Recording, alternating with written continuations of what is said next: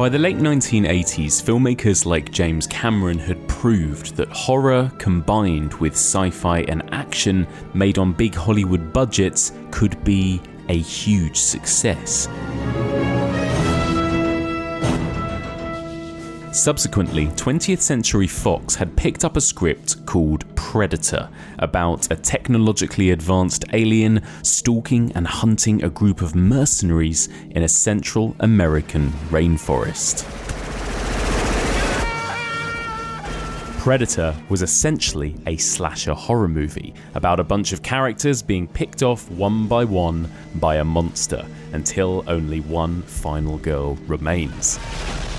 However, director John McTiernan cleverly blended the slasher with action and war movie tropes. Instead of a group of disposable teens, here we got a group of hulking, bulked up commandos dripping with masculine energy. And instead of a final girl, we got, at the time, the most bankable movie star in the world, Arnold Schwarzenegger. Get to the chopper! Join me as we continue exploring the evolution of alien horror and we discuss John McTiernan's macho masterpiece, Predator.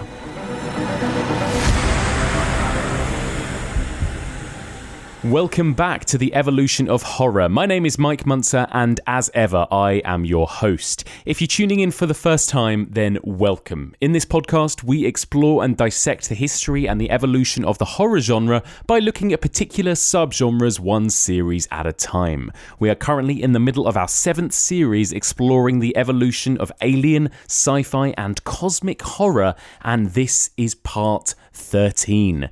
In this week's episode, as that intro suggested, we are going to be looking at Predator from 1987, and we'll also be talking about Predator 2 from 1990. Both of these conversations will be spoilerific. Go and give both movies a watch before listening to our discussion. They are both a hell of a lot of fun. Joining me to discuss all things Predator, I've got two guests this week. My first guest, many of you who listen to the pod will know him well. You'll also recognise him from the Arrow Video podcast. He is a journalist, podcaster and filmmaker, Sam Ashurst. Hello, Sam. Hello, Mike. Thank you so much for having me on again. I love talking to you about movies. I love having you here, Sam. How is everything? How's your 2021 going? Yeah, it's exciting and busy. Obviously, a Little More Flesh 2 premiered at the Soho Horror Festival earlier in the year. And yes. I collaborated with people like Lawrence Harvey from Human Centipede 2 and Lloyd Kaufman from Trauma and Lauren Ashley Carter from The Woman for that film. And also introduced some new stars, Harley Dee and Sean Mahoney, in a very different sequel to the original Little More Flesh. It takes things into much darker territory, believe it or not.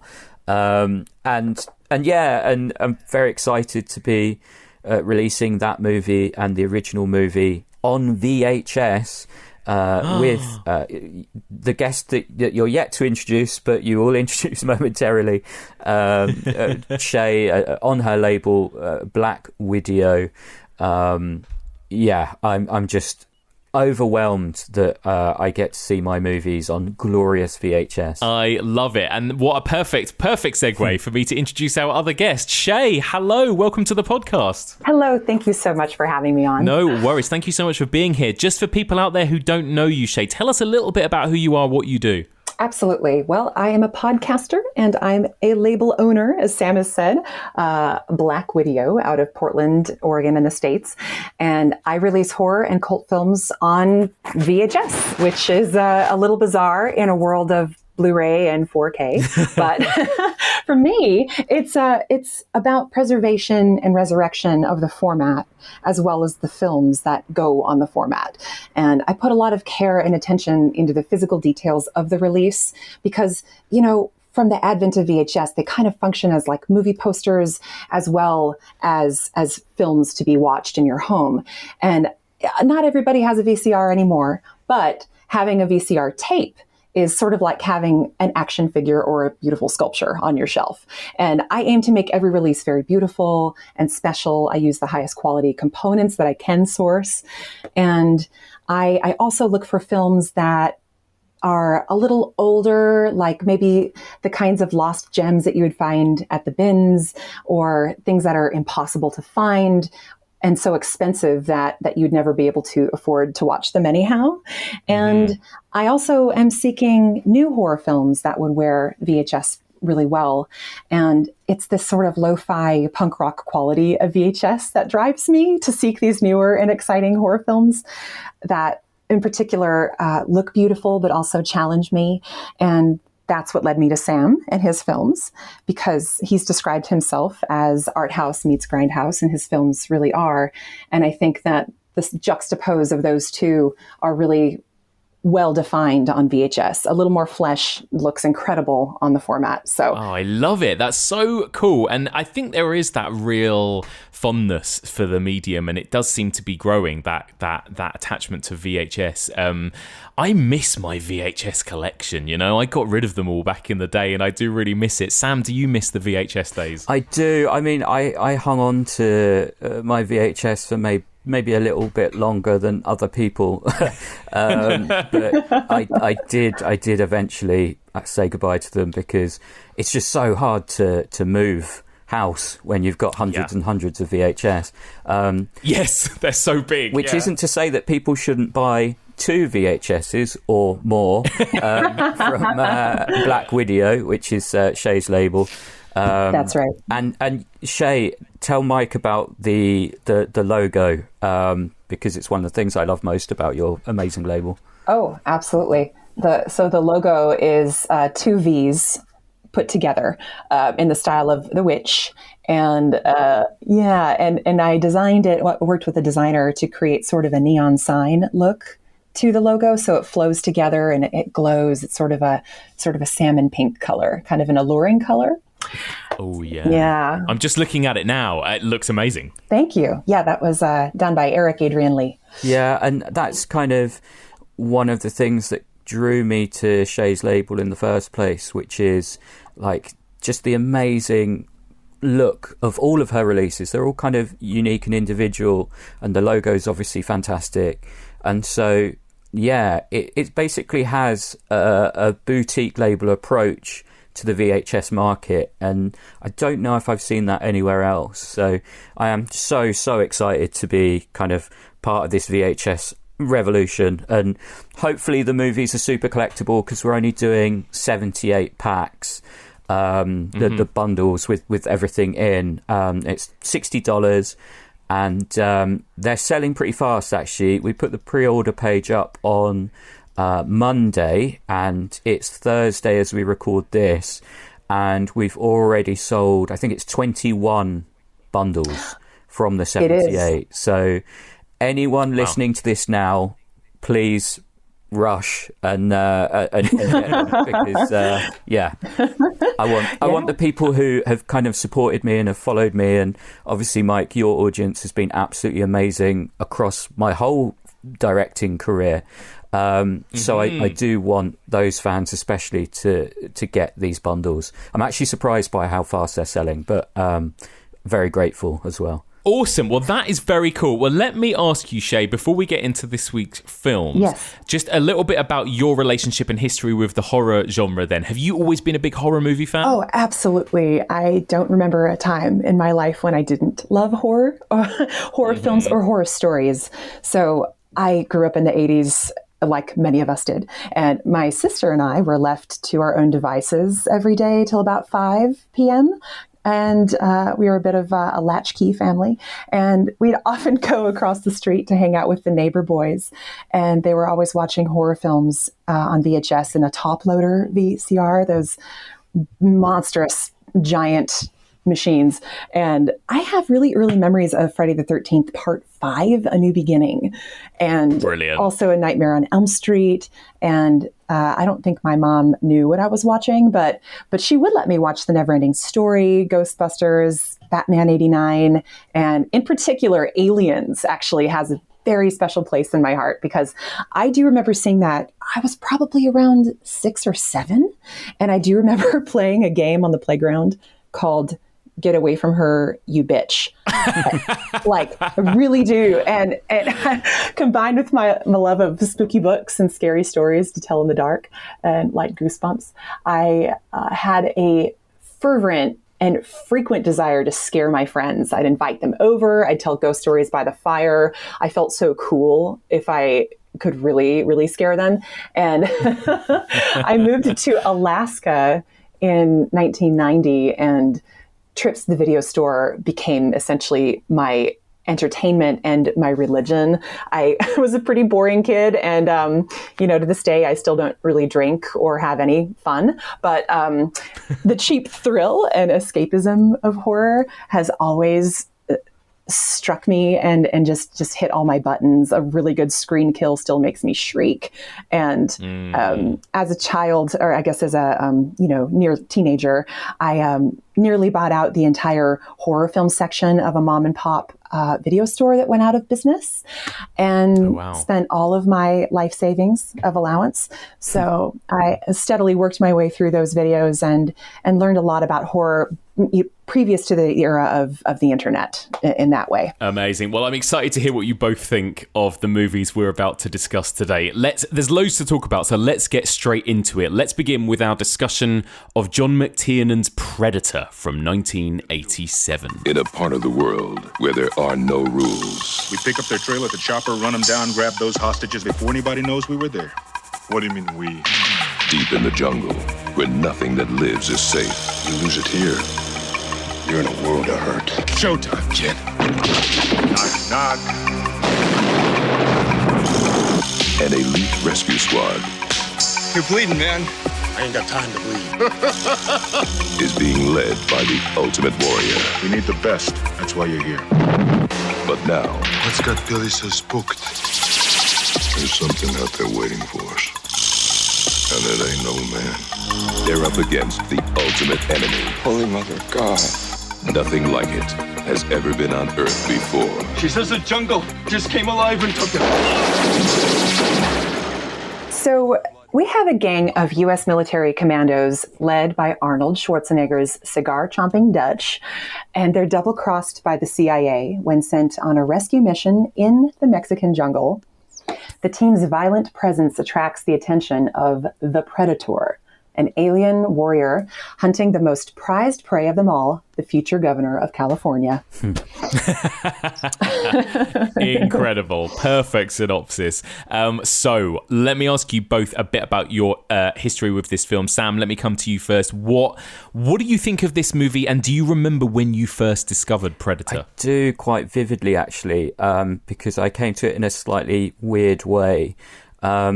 My kind of original gateway into horror, I think I might have talked about this on your podcast before, Mike, but basically it was a drum and bass song that sampled Evil Dead called Scotty I remember you by saying. Sub Nation. Yeah. And Yes. I heard the sample and tracked down the movie on VHS, and I actually had to ask my mates what that was, what film are they sampling here, because there was no internet back then, obviously. And it was exactly the same for Predator and Predator 2. There's a song called Shadowlands by Flytronics, which samples both movies, and I was absolutely obsessed with it. And there's actually many, many drum and bass tracks from the early 90s that sample Predator and Predator 2. There's even one that mashes up dialogue with the Hellraiser theme for some reason. Love it. But I think it kind of makes sense that there's so much kind of sampling around these movies, because the Predator himself is very musical. His heartbeat has this amazing rhythm. It's kind of got like quite a cool beat. And he is a sample maniac. He's constantly sampling his environment and kind of playing it back. So true.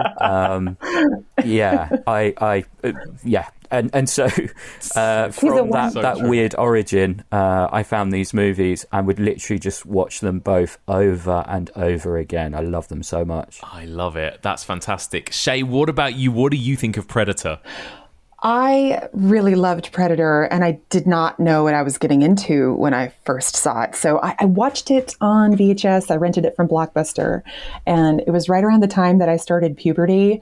And maybe that isn't a coincidence. Maybe it did something to me. I don't know. But I do remember the shock of the hanging corpses of the Green Berets near the beginning. And I realized I was in for something much different than just an action film. And I do remember my dad coming in and out of the room, who often would, give me a running commentary on whatever garbage I was watching. And he started doing Arnold impressions and had remembered seeing it himself. So yeah, I have very fond memories of it for sure. Yes.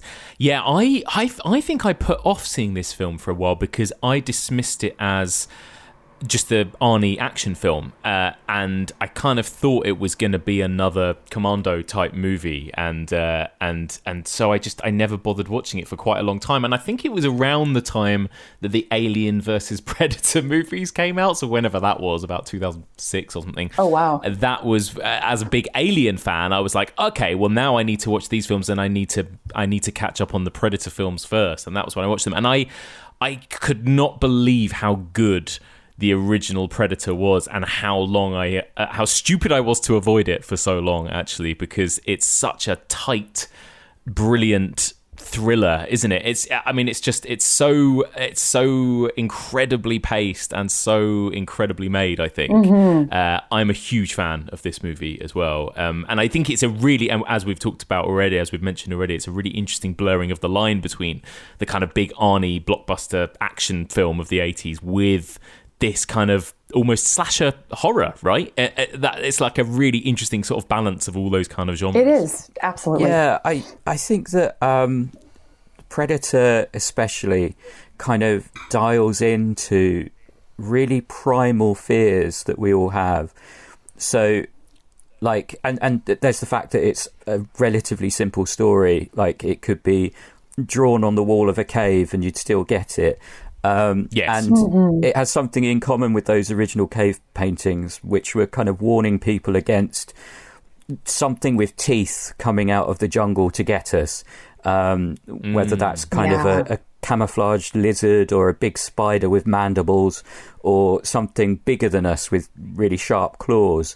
The Predator is kind of a bunch of really ancient fears rolled into one, and I think that's maybe why pretty much everyone who watches it loves it, because it's so dialed into something ancient within us. Yeah, you're so right. It's so, like you said, it's so simple. It's so beautifully simple and so primal. A couple of weeks ago on the podcast, we discussed Ridley Scott's Alien, and I'm sure we'll talk about the sort of maybe the parallels between Alien and Predator, right? But it's that same kind of beautiful simplicity of you've got a bunch of people and a monster basically picking through them one by one, right? And it is like a kind of campfire horror story in a way, but executed very, very differently to Alien, isn't it, as well? That's what's really interesting about it. Yeah, completely differently, and really kind of interesting politically as well. Like, it can be viewed in different ways depending on your own personal politics. I'm sure we'll get onto that a bit later, but it's also interesting that it kind of travels backwards through cinema history. So it kind of starts as that straight Commando sequel, like it really does feel like a Commando sequel, before moving into a slasher, as you say, before becoming a kind of thought-focused silent movie. The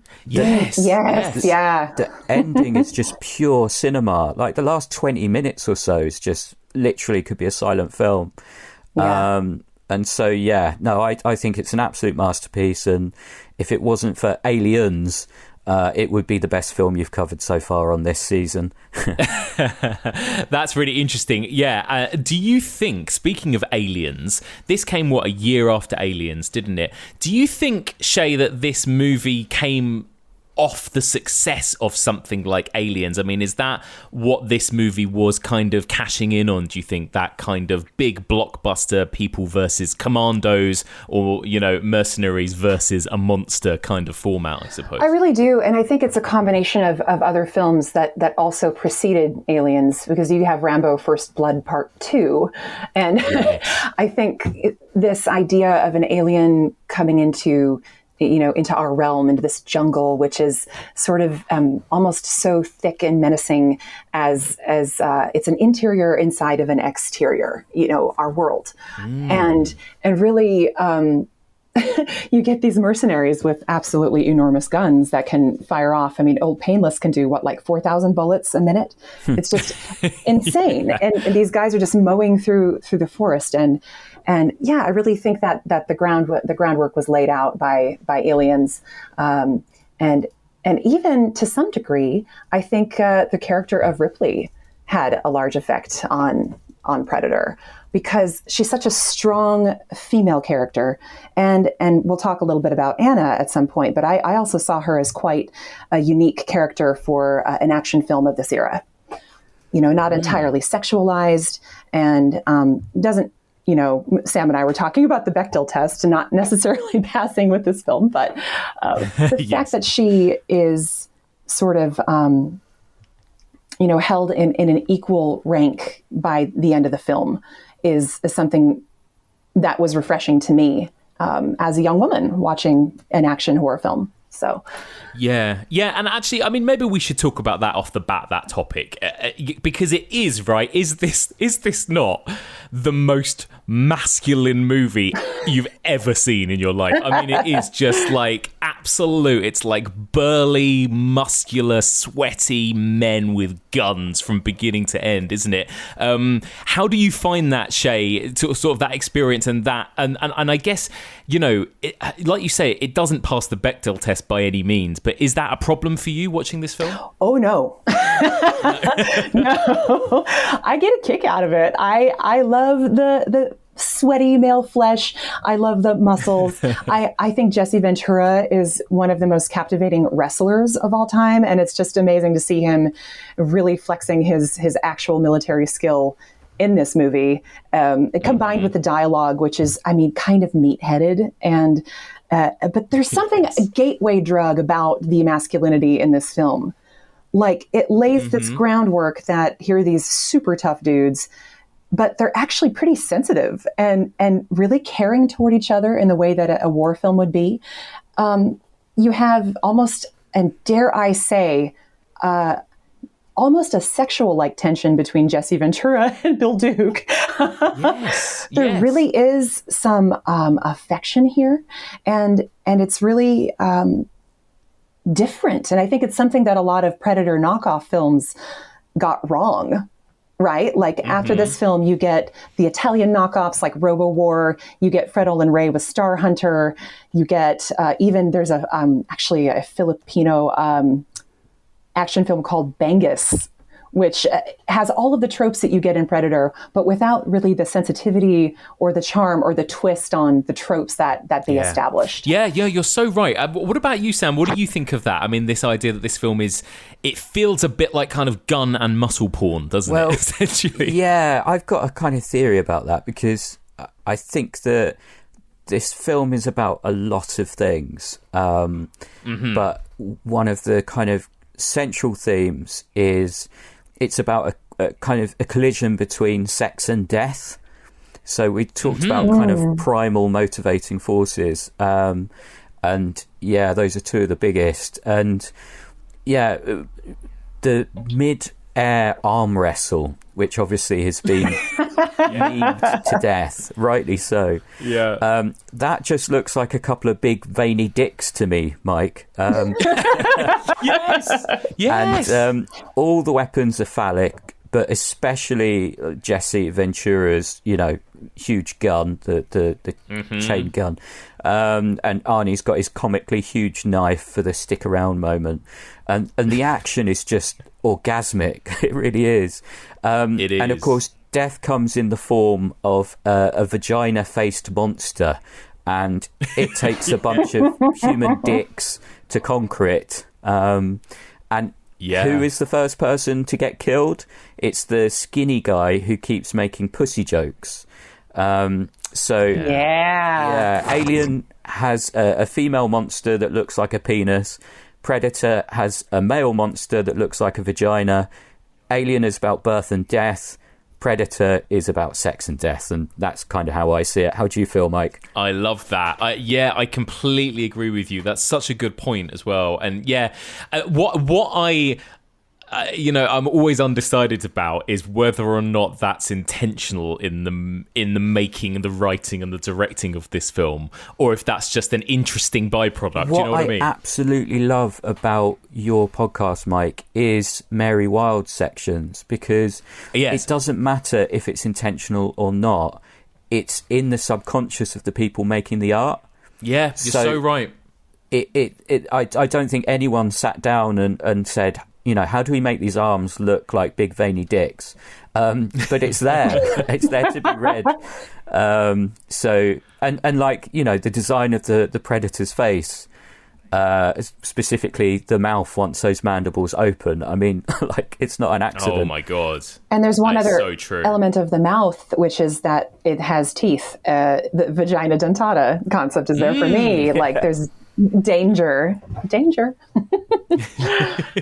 So true. It's so true. And we'll come back, and we've got plenty to talk about with this monster. Let me come back to these guys, particularly then this main cast led by Arnold Schwarzenegger and this cast of characters. What do you think of them, Shea, this group of men that we're introduced to? We don't learn a hell of a lot, do we, about these particular different characters, but what do you think of them all as a whole and the job that the cast do here, I suppose? They're an excellent ensemble cast. I think the casting is one of the massive highlights to this film. Their chemistry is spot on. Each of them takes on a little quirk that I read they were able to have a little bit of power over, a little bit of influence, and they just they laugh, they give each other a hard time. They're very driven toward their mission, but ultimately they're an ensemble. And I really I just absolutely love Bill Duke's performance, in particular with Jesse Ventura. I keep coming back to that, but to me it's just a really charming sort of affection between the two of them. And Arnold in particular is just a fascinating person to look at.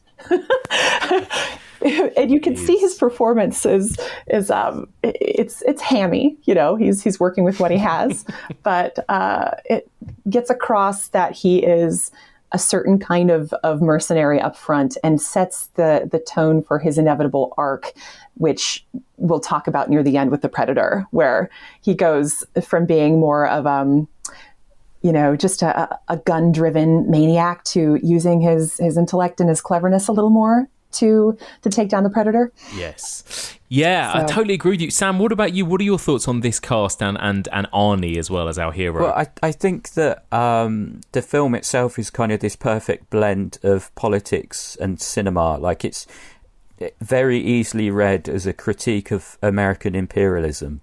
That's not too much of a reach. So it's mind-blowing to me that the cast includes 2 directors who made amazing films, so Shane Black and Bill Duke, as well as 2 future governors in Arnie and Jesse Ventura. So it's that merging of politics and cinema. And in terms of Arnie himself, I completely agree with Shea. Arnie is a truly beautiful man to me. I love looking at him too. He's like classical sculpture or something. He's just perfectly formed. And obviously he also has an unusual voice that's fun to impersonate. And he kind of looks like a superhuman, but he's obviously not an Oscar level actor, which kind of gives him a vulnerability and an everyman quality that I think is really appealing as well. Though, if we're going to critique his acting, I do think that the "get to the chopper" line. Get to the chopper! Exactly. Oh. I actually think that's really well delivered. I think that's it is. Yeah. Sometimes Arnie surprises. There are some movies I watch him in when I go, do you know what? You actually are a pretty good actor. Yeah. And then other times I watch him in other films, I'm like, oh man, this is not good. It's really, sometimes he nails it, doesn't he? And sometimes he doesn't. It's a strange thing. I've actually interviewed him, and it was for that David Ayer movie that he did, and it was one of the weirdest experiences I've ever had in a junket, because he did absolutely no small talk whatsoever, nothing. And when he was answering the questions, he was full of energy and that charisma that we all know so well. But between when the questions were being asked, there was literally zero energy. He completely shut down. It was very similar to a Terminator. Yeah, like a robot. Yeah, honestly, it was one of the most bizarre experiences I've ever had. And it didn't, it wasn't disappointing or anything like that. Like, I'm very lucky that I've interviewed all of my kind of action hero stars from the 80s that I kind of obsessed over, and 90s as well. Like, I've done Jean-Claude Van Damme, who was very interesting, and Sylvester Stallone as well. So they're all really weird dudes. In different ways, but I still love them all. Like, when I don't know how it is for you, Mike, but when you meet these people, even if it's not what you're expecting, it doesn't take away from the experience of watching their movies or the memories that you have of them. Absolutely. What a weird bunch they were. Like, you're right, Sam. There's it's an interesting thing, isn't it? You could almost do a podcast about the changing sort of action heroes in cinema, right? And how particularly in the 80s, like, these action heroes, Shea, Sly Stallone, Van Damme, Schwarzenegger, they were all very much of a certain type, weren't they? These, like, people just that looked like they were tanks or something. Like, I mean, we were all kind of like, audiences were just, and they were the biggest stars in the world, right, at this time. Audiences were obsessed with guys that looked and sounded like these guys, right? Oh, they really were. And it trickled down into every element of, at least in American society. I saw it a lot in, like, the pro wrestling culture, the sort of the steroid, almost roid rage that you would see in these people. And there's something to it that isn't really present in a lot of the modern day action stars. I think that there's more of a focus on almost athleticism and physical ability, and the action stars that are around today just don't have as much of a priority on really bulging out of their shirts. So it's a sentimental look. Yeah, that's it. There's a softer side to people like, I don't know, Chris Evans, right? Or some of the kind of the stars of some of the bigger sort of blockbuster movies or action movies that you get today, right? And that has changed. There's a real hardness, I suppose, in a way, to particularly these 80s action stars. And this cast is full of those types. Absolutely, yeah. You say that, and it is to a certain extent, but I actually think that this is kind of Predator we're talking about specifically is more MCU than people give it credit for, because these are sensitive guys. They care about each other, they trust each other, and there's this really lovely kind of unspoken loyalty between them. Like, there's the scene where Mac starts shooting at the Predator and is going absolutely nuts, right? And kind of tearing apart the undergrowth. And the guys kind of one by one step up and just join in. Yes. They're just shooting at nothing because they trust him and they know that, right, okay, if he's shooting at something, there's something to shoot at. And I do think that those kind of the muscle-bound stars that we have now, like your Henry Cavills or Chris Evans or whoever, it's an important part of their star identity to show that sensitivity. Yeah, even The Rock, right, as well. Like, especially The Rock. Yeah, that's a great example. They're caring muscle-bound dudes. Exactly. And like Vin Diesel, always going on about family or whatever. Like, it's so true. But you're right. This movie does have a feeling of that sort of brotherhood to it as well, doesn't it? And I guess, Shea, right, this must have been, again, when you look at when this film was released, a year after movies like Platoon, the same year as movies like Full Metal Jacket. Obviously, this was now a sort of decade after Vietnam. It felt like maybe movies were sort of coming to terms with that, weren't they? And sort of telling stories, I suppose, based on that, it felt like. Oh, absolutely. And people who lived through those wars were probably ready to start confronting some of those issues too. Yeah. Because it's had some time in society to percolate. And there's always a process of grief, I think, that societies go through when they undergo a massive tragic war like that. So, yeah, absolutely. So let's talk a bit about just the look and vibe of this movie then. John McTiernan directing it. It's so fast-paced. It never stops moving. We've got these incredible kind of set pieces. We've got the kind of Predator point of view, vision shots, that kind of thing. Shea, let me come to you. What do you think generally of just the way this movie looks and the way it's directed? Oh, I love the way it looks. Sam mentioned earlier the claustrophobia that McTiernan has running throughout his films, and that is so apparent in this movie. I mean, almost as much as Bruce Willis in Die Hard climbing through the through the air duct. And McTiernan, I almost has this fluency. I guess he does have a fluency with the way that he presents imagery. Everything moves into itself so seamlessly, and he can amp up the tension and he can kind of release it. Very controlled, and I just get goosebumps every time I watch Predator, and it's probably a combination of the soundtrack. But imagine this film directed by like Menahem Golan Globus, right? If this were a Canon film, it would have raging guitar, it would have maybe some synth, and it wouldn't be nearly as powerful or sensitive. And I think McTiernan just, he was interviewed and he talked about seeing films on his eyelids. Like he can close his eyes and actualize the film and then just translate it as he sees it. It's not about reading music as much as it is feeling it and playing it. And he sees himself as, a visual artist in the way that a classical musician is able to portray a beautiful piece of music. Yeah. So, and it's just amazing that this was such an early effort in his career and he just knocked it out of the park. Incredible, right? Sam, what about you? What do you think, as a filmmaker yourself? I mean, McTiernan, he's not got a huge filmography, right? But the back-to-back, Predator, Die Hard, Hunt for Red October. What do you think of him as a director and how he directs Predator? I mean, that fact that he released Predator in 1987 and Die Hard in 1988 is just absolutely insane. And it makes him arguably the most influential director of all time in terms of the sheer number of rip-offs of those movies, both in cinemas and direct-to-video. But what they all miss is his kind of insane control of space. Like the blocking in this film is incredible. Every shot feels claustrophobic once they're in the jungle. The close-ups are very close.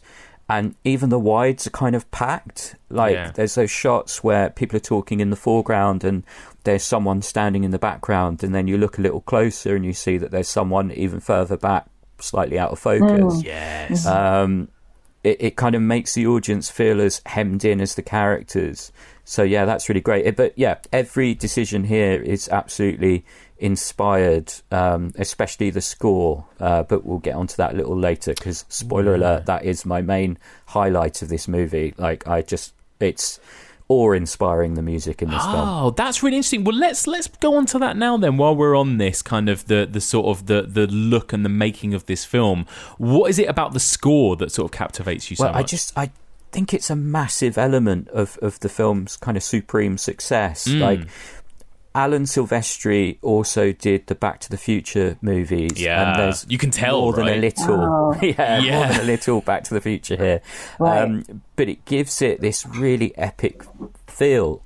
There's, as Shea said, there's no synths here. It's all that sweeping orchestra.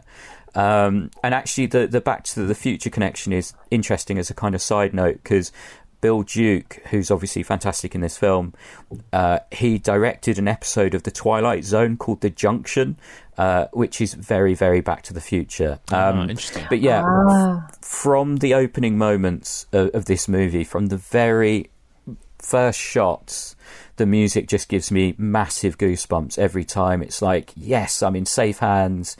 I'm in for a really kind of high quality experience. I really love it. High quality is exactly right. You feel like you're in for a blockbuster. And Yes. Alan Silvestri, it almost has a John Williams vibe, doesn't it? Like you're about to watch a Spielberg film or something. Shay, what do you think of the score in this movie? Oh, it's astounding. It's beautiful. And it has so much emotional depth. Like you have the tension in those early themes, but then there's this one theme in particular that I won't even try to hum, but it's so beautiful and so sad. Like you could almost take that out of context and put it in a Hollywood classic romance from the 40s. Like it's just a gorgeous piece of music. So let me ask you about the horror in this film then, I suppose. I mean, it's such a boring question, what I'm about to ask, but I've actually already had a couple of people, tweet or write to me being like, oh, why are you covering Predator? That's not really a horror film, right? Which I'm always like, oh. What? Shay, is Predator a horror film? Oh, yes. It's many things. It's many things, but I classify it as a, I guess you could say a hybrid horror film, but at its heart, a horror film. It is, I think it's a bit of a stalker slasher, which is right. Yeah. Controversial, and maybe part of it is a result of the suit because it's just such a massive suit. And a little side note, Jean-Claude Van Damme was originally cast as the Predator. We didn't talk much about that, but he had a suit that was not desirable, a little more insect-like, which I'll talk about insects in a moment here. But he couldn't hang with the suit, and he left the production. And Stan Winston was brought on by Arnold Schwarzenegger, and they designed this mandibled creature with the dreadlocks. And I think Joel Silver actually had a sketch of the dreadlocks. Correct me if I'm wrong. And James Cameron apparently had, pined for a monster that had mandibled teeth. So you get this really like towering and menacing Punisher to this gang. And something that Sam and I were talking about a little bit is that the gang was intended to be, this mercenary gang was intended to be rescuers. And they were double-crossed and violated their most sacred oath and became essentially assassins for the CIA. So they have done wrong by their ethical code. And the tenet of a slasher is essentially punishment.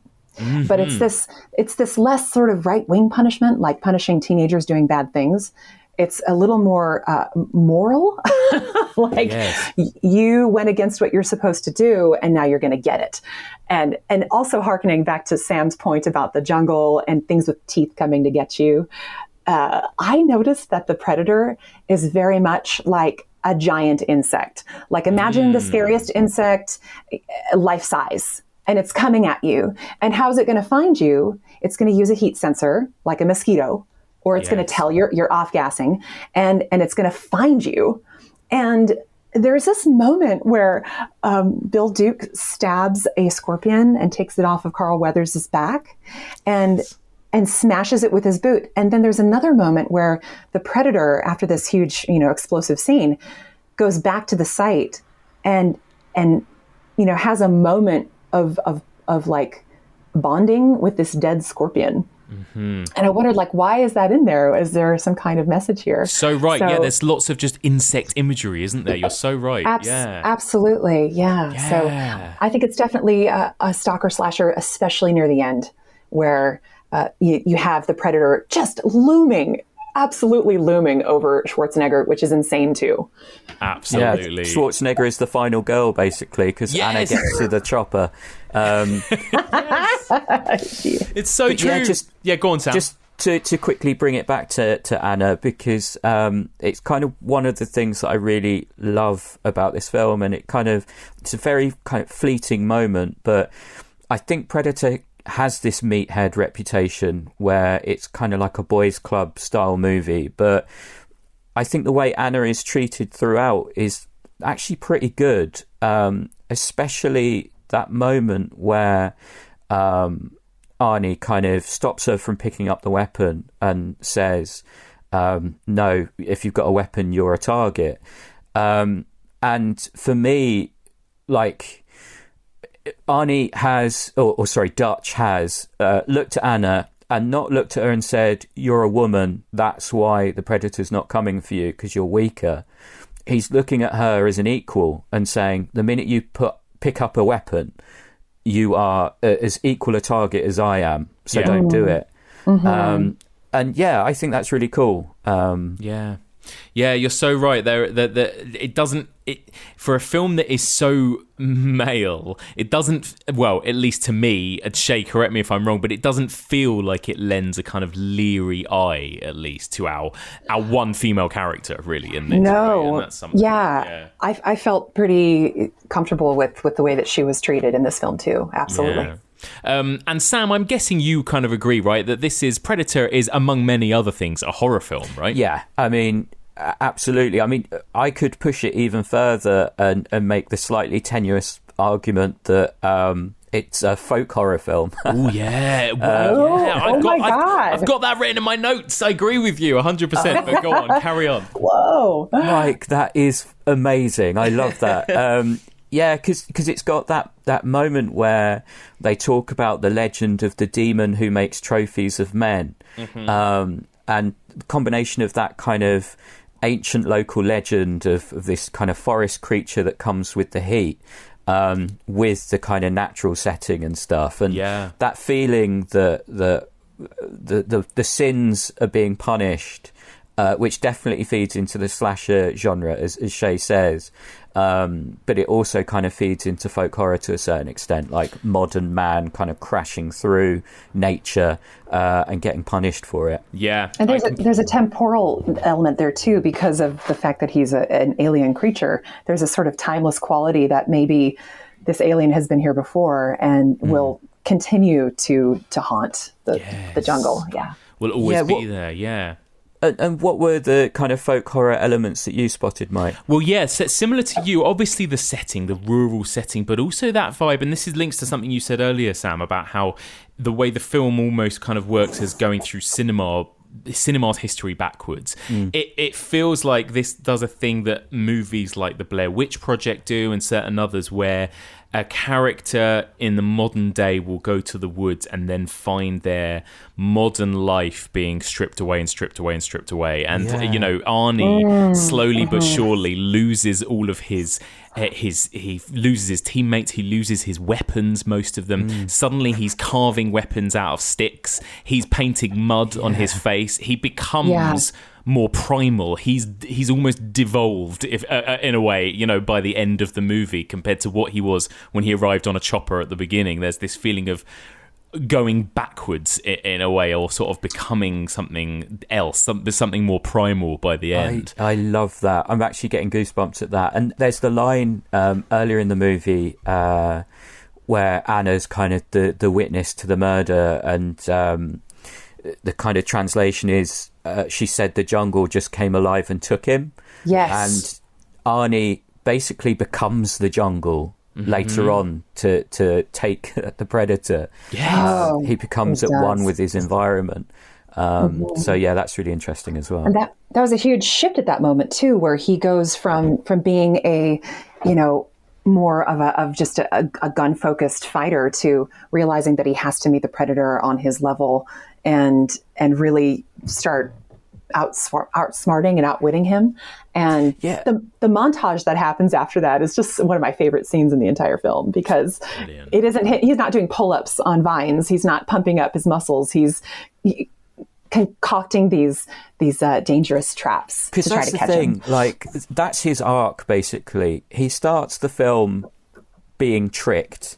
So he's intelligent enough to kind of ask questions and stuff, but he still gets tricked in this double cross, right? Yes. And then he kind of evolves and uses his intelligence at the end to trick the predator, basically.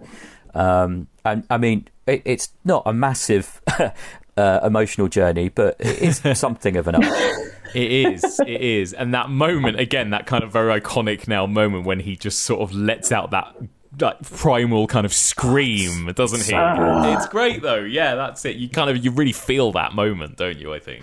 Yeah, I love it. I love the different, you could look at it as a folk horror, you could look at it as a slasher, absolutely you could. Sci-fi, there's even parts of it near the beginning, especially when you see the bodies skinned and hanging upside down. It makes me feel like I'm watching some sort of Italian cannibal movie. Do you know what I mean? Like a kind of jungle cannibal movie or something at that point. Oh, wow. That's a really good point. Yes, absolutely. There's a lot of imagery that feels completely, it's entirely horror, and from all sort of different types of horror as well. So let's talk about the monster itself then. You mentioned already, Shea, that kind of interesting sort of insect connection, and that's funnily enough something we've just talked about Alien as well, about the face hugger and the xenomorph and all of that. But what do you think of the design generally and the look of the Predator itself in this movie? Well, knowing where they started with the original suit with Van Damme, yes, to where they landed, it is night and day. And I think the Predator is one of the ugliest motherfuckers, if I can say that. I mean, they yes. really honestly is, and just so terrifying and so enormous. The rubber suit kind of quality, I can see the actor struggling. I can see Kevin Peter Hall doing the best that he can with what he's wearing, almost in the way where you're watching a Godzilla movie and you can tell there's an actor in that rubber suit. Mm-hmm. And it's a very endearing quality.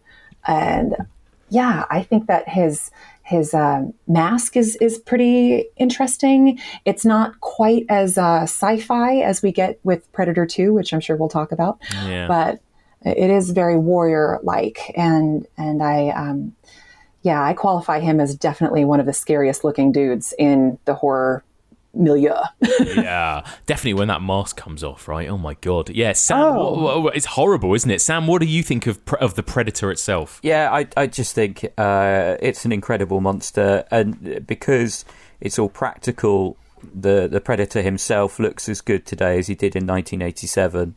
Like, there are no flaws to this costume or the kind of performance itself. It's just perfect. The visual effects maybe a little bit less so, like the invisibility effects aren't perfect, but even the flaws there kind of give it a unique feel. Yes. And the POV effects are fucking incredible, like clearly influenced by the Terminator's POV, but kind of taken even further. Mm-hmm. And it really adds to the otherness of the alien, which is kind of what makes Alien scary, right? It's that kind of fear of the unknown and something that's completely different to us. Yeah. And everything about this creature, and like even the kind of audio effects, I think are really, really important to the Predator's success. So like that heartbeat that I talked about earlier, but the noise when we cut to the Predator's display, and the kind of clicks and the trills and the weird screams and roars and stuff. It's all iconic and it all absolutely holds up. It's a really, really layered and intelligent monster design. Yeah, yeah, you're so right. And it's and I'm comparing this to the Xenomorph again, because we are going to be talking about soon on the podcast the Alien versus Predator films. But there's something more. He's more, in some ways, more human, right? This is a being that is shaped more human and uses technology, and it isn't quite as classically monstrous, I suppose, as like a scuttling face hugger, right? Or like a big dripping queen alien or whatever. But there is still something very scary about, and I think it was Jen Handorf actually who said that, the scariest things about aliens in movies is that suddenly we're no longer sort of top of the food chain, right? We are now prey to these types of monsters, and you really feel it, don't you, Shea, with this monster in particular, that you kind of feel like you wouldn't well, I certainly felt like I wouldn't stand a chance, surviving against this thing. I think he'd be twice my height.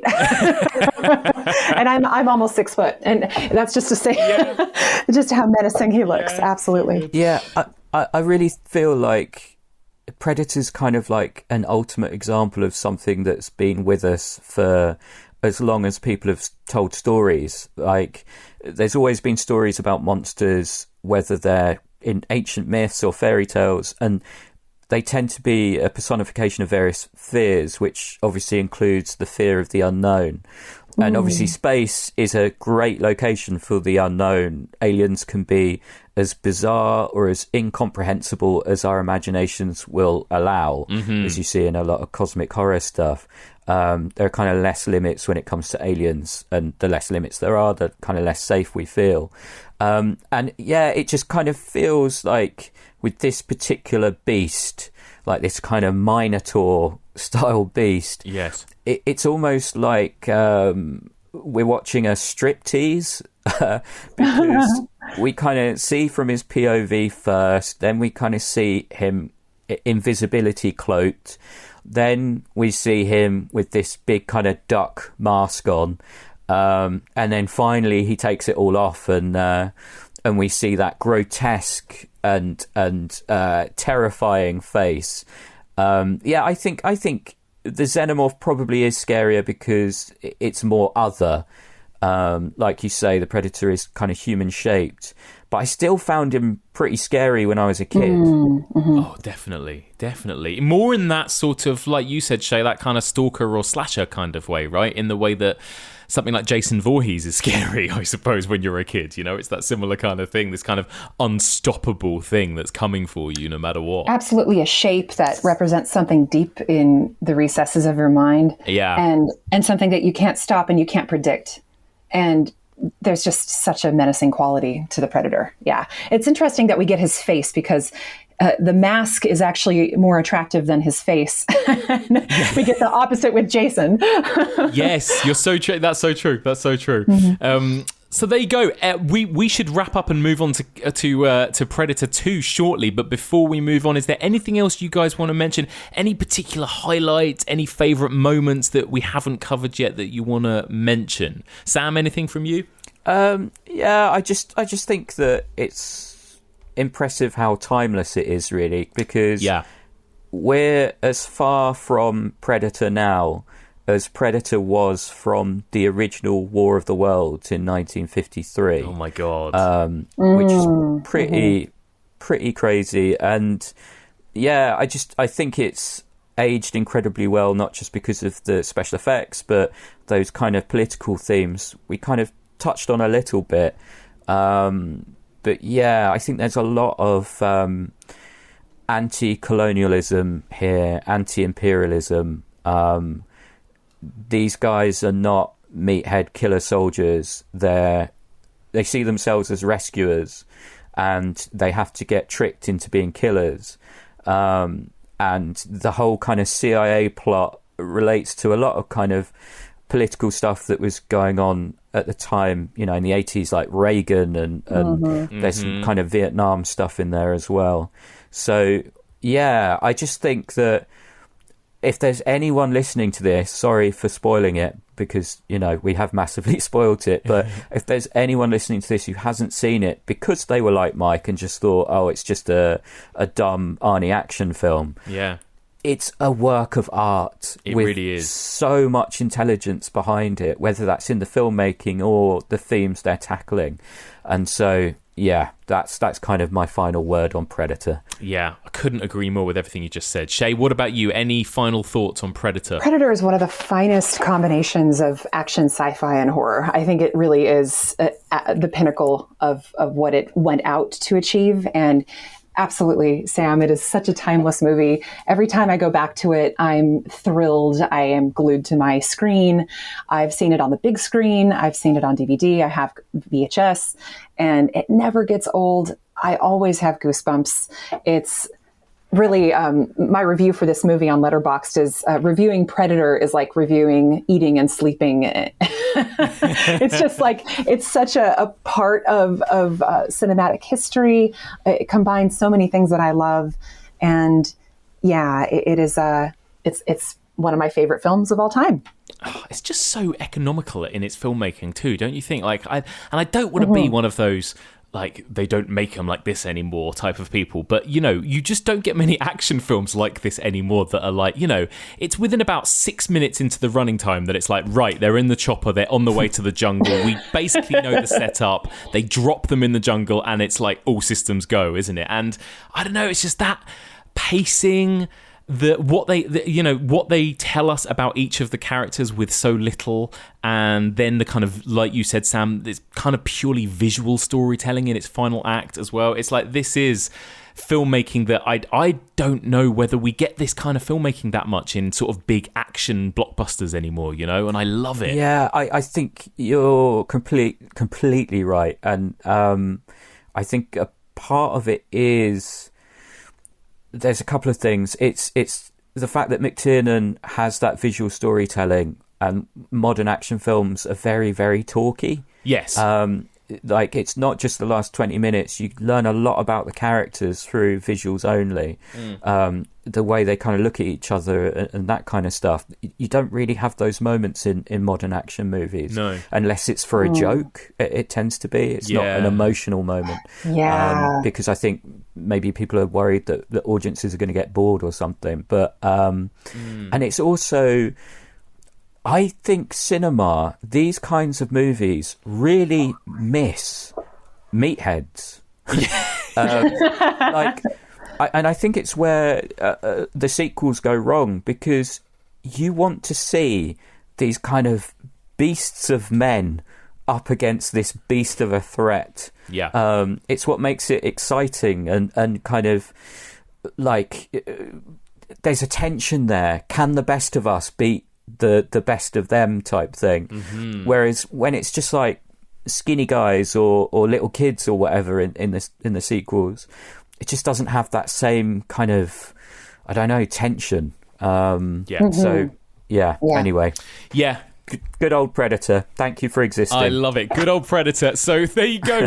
Right, now we are gonna finish this episode in a bit by talking about Predator 2. But first of all, let's go over to this week's Wilde About Horror, because Freudian cinephile Mary Wilde has plenty of thoughts about this big, dripping, masculine action horror movie that is Predator.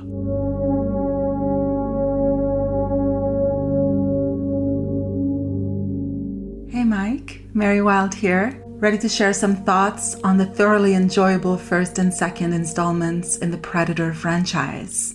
These films convey a disturbing psychological condition, the alienating effect of being watched remotely and intensely.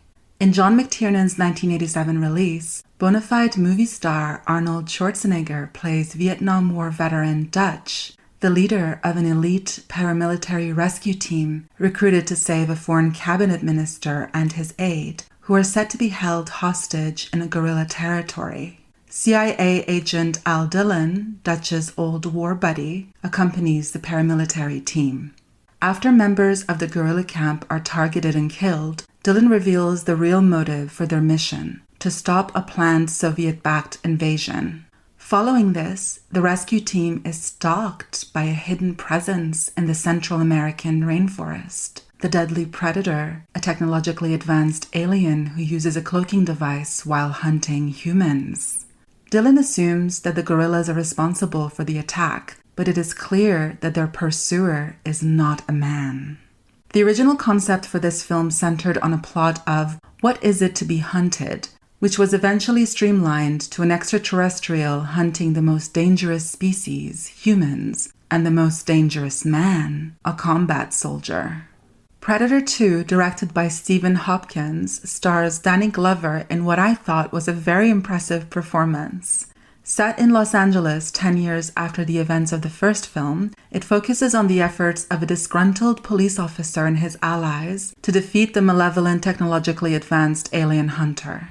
LA is the urban jungle beset by both a heat wave and a turf war between heavily armed Colombian and Jamaican drug cartels. It's the ideal hotspot in which the Predator searches for targets. The pressure on Lieutenant Michael Harrigan to solve a strange string of murders is mounting. Harrigan believes the culprit can be found among the warring gangs and drug lords, but FBI Special Agent Peter Keyes knows the truth. The killer is a fearsome extraterrestrial with keen hunting abilities that include superior night vision and the power to make itself invisible.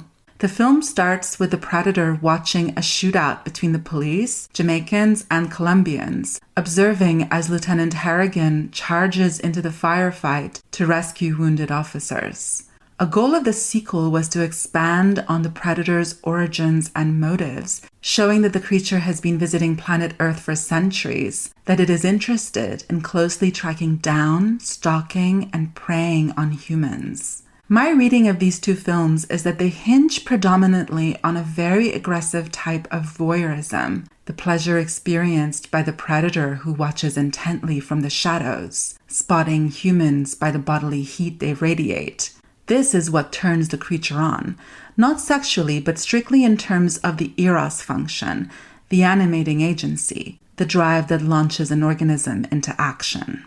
Related to this is the discombobulated, paranoid uncertainty of the predator's targets, humans whom he compulsively looks at and hunts down. I would argue that the effect of this lopsided interaction is a profoundly alienated condition in the target of the covert stalking, and this is what engenders a horror element in these otherwise straightforward sci-fi action movies. In psychoanalysis, voyeurism is a practice in which a person obtains sexual pleasure from observing other people. A voyeur may be engaged in sexual acts, or be nude or in underwear, or dressed in some other way they find appealing. But voyeurism is a deviant manifestation of sexuality that crucially involves looking without being seen in order to become sexually aroused. This connects to scopophilia, which I've mentioned before in the segment on antiviral. This is a type of pleasure drawn from looking at an object or a person. Freud used the term scopophilia to analyze the pleasure in looking, a curiosity which he considered innate to the childhood process of forming a personality. Other theories propose that scopophilia might lead to madness when a person retreats from the concrete world of reality into an abstract world of fantasy. Freud claimed that scopophilia becomes a sexual perversion when, instead of being preparatory to the normal sexual aim, it supplants it. He provided a metapsychological explanation for the instinct of looking, which involved the voyeur-exhibitionist pair and the reversal of activity into passivity in connection with the precise object, the sexual member. The different instinctual currents of seeing are inflected by the voyeur. He tries to see the other's genitals while hiding his own, but who also tries to be seen looking in order to respond to what he believes is the other's desire to see. It's possible to interpret Predator 1 and 2 as elaborate psychosexual fantasies involving insecure guys showing off their phalluses because they know they're being watched. I don't intend this to sound disparaging or chauvinistic. I actually sympathize with the guys here. The many montages of muscle-bound men brandishing handguns, rifles, AKMs, AK-47s, shotguns, machine guns, launchers, pyrotechnic dischargers, and hand grenades in the original Predator, then pistols, Smith & Wessons, Colt Commanders, hardballer long slides, revolvers, submachine guns, Heckler & Kochs, Uzis, Mossbergs, and Iver Johnsons in the sequel designate the frantic desire to conquer the discursive seat of power occupied by the alien's voracious thermal vision. And those are just the weapons used by humans. Don't even get me started on what kind of heat the predators pack in. My point is that these films zero in on an existential tension where humans become acutely aware of their alienation and lack by virtue of the fact that they are constantly surveilled by an unknown entity. The natural response of this disaffecting experience is to reach for the biggest, baddest weapon they can find. The firearm is not just a first line of defense against material bodily harm. It also covers up the imaginary void that causes psychological suffering. Knowledge that the center of power evades subjectivity causes a desperate attempt to reclaim it via the outlandish performance of violence. The excessive display of macho action men prancing around the Predator films donning guns is an unconscious pronouncement precisely of the opposite of power. Under the eroticized, watchful eye of the alien, they feel naked, exposed, and vulnerable, so they choose the path of overcompensation. So yes, the alien is in a discursively privileged position, but this comes with a downside. fear that the power will be stripped away, which in Freudian terms amounts to fear of castration, leading the predator to devise strategies of containment of human bodies.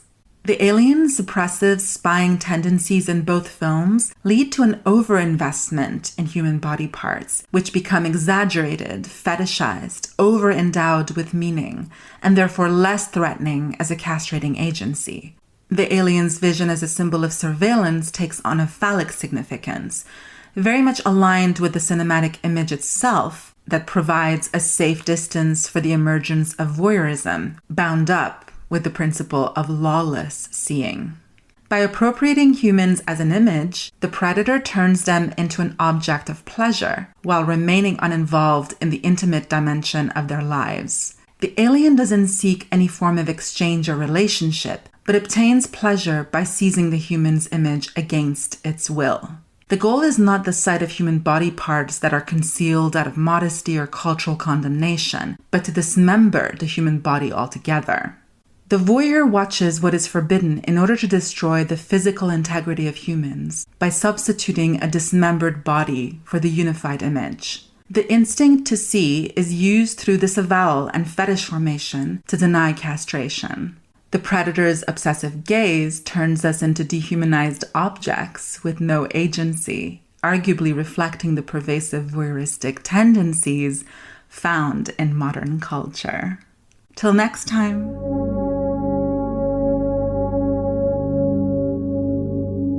A big thank you to the incredible Mary Wilde. And don't forget, if you want to hear more from Mary Wilde, you can now sign up to her Patreon, patreon.com/Mary Wilde, for tons of really fascinating bonus content over there. And you can also follow her on Twitter @PsychStar.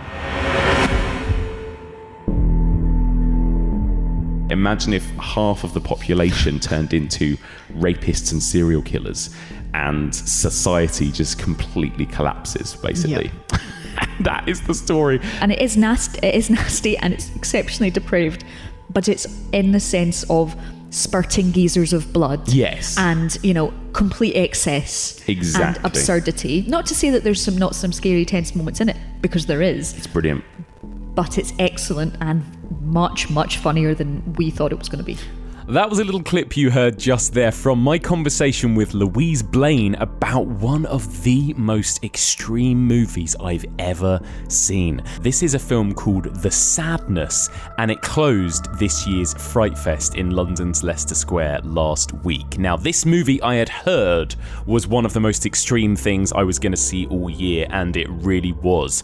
I described it on Twitter as 28 Days Later meets a Serbian film. So if that sounds like your sort of thing, then it's definitely worth checking out when/if it ever gets a release. But that's a little snippet of what we had going on over on Patreon last week. Louise Blaine and I attended the UK's biggest horror and genre festival, Fright Fest 2021, in the Cineworld Leicester Square in London. It was such an incredible few days, 5 solid days of back-to-back horror movies. I think we watched over 30 films in total. And on Patreon, we brought 5 consecutive daily mini episodes where Louise and I reviewed every single movie we watched. So as well as The Sadness, we also talked about the new Neil Blomkamp movie, Demonic. We talked about this incredible anthology movie that was shot entirely in lockdown called Isolation, a brilliant folk horror called The Last Thing Mary Saw, which was almost as scary as The Witch for me, and a brilliant Ted Bundy movie, actually, starring Elijah Wood, called No Man of God. I'm not usually a big fan of these real serial killer, true crime type horror movies, but this one was handled really well, and Elijah Wood, right, he's always the absolute stamp of approval as far as I'm concerned. So that was only a few of the many, many, many films that Louise Blaine and I watched and discussed. And all of those mini episodes and all of that Fright Fest coverage is available for Patreons of $5 and upwards. So if you you head over to patreon.com/evolutionofhorror, you can sign up now and listen to everything. For the price of $5 per month, which goes towards supporting the making of this podcast, you will get treated to regular bonus episodes, including all of those Fright Fest ones and a whole back catalogue, nearly 2 years worth of other bonus episodes, reviews, mailbags, all kinds of other stuff. You can also sign up at a $10 level, which means you'll have access to a brand new episode every single week, as well as all the bonus stuff I just mentioned. You'll also get to listen to our exclusive mini-seasons. We are currently in the middle of 2 mini-seasons. One is going through the filmography of Alfred Hitchcock, and the other is going through the whole Hellraiser franchise, which thankfully I have nearly finished. So we're going to be kicking off some new mini-seasons for $10 patrons very soon. Patreon.com/Evolution of Horror. Everybody who signs up from the UK will also get sent an Evolution of Horror sticker, and everybody who signs up, no matter where you're from, will also get a little shout out on the podcast as a very special thank you. Speaking of, I'm going to give everybody who signed up in the last couple of weeks a very special thanks. Lots of people to thank. We've had a lot of new subscribers in this last couple of weeks, so a big thank you to Eric J. Stone, Terence Gerard, Ryan Scott, Benjamin Tyler Causey, Blair J, Elliot Cronin, Tony Fathers, Daniel Carver, Bednarek Robert, Shane 2097, Seth Wilson, James Parker, Patrick Conway, Lauren, Mac Kennedy, Andy Cole, Leica Jensen, Krista Gehring, Charlotte Kilpatrick, Louise Valentine, Laura Josund, Colton Haddenham, Dan Murphy, Mr. Thomas, William Furchalk, Angelique Bone, Andy Brown, Ian Watts, Julie Fuller, Piers Berelsheimer, Kia Seward, Heidi Birch, Abby Lechermanan, Kerry Ahern, Jeremiah Kipp, Bo Hayes, Catherine, Lydia Harris, Becky Smith, Cole Long, Adam Dawson, Adam R. Brown, Rachel Meller, Alexa Scott, Jessica Robin,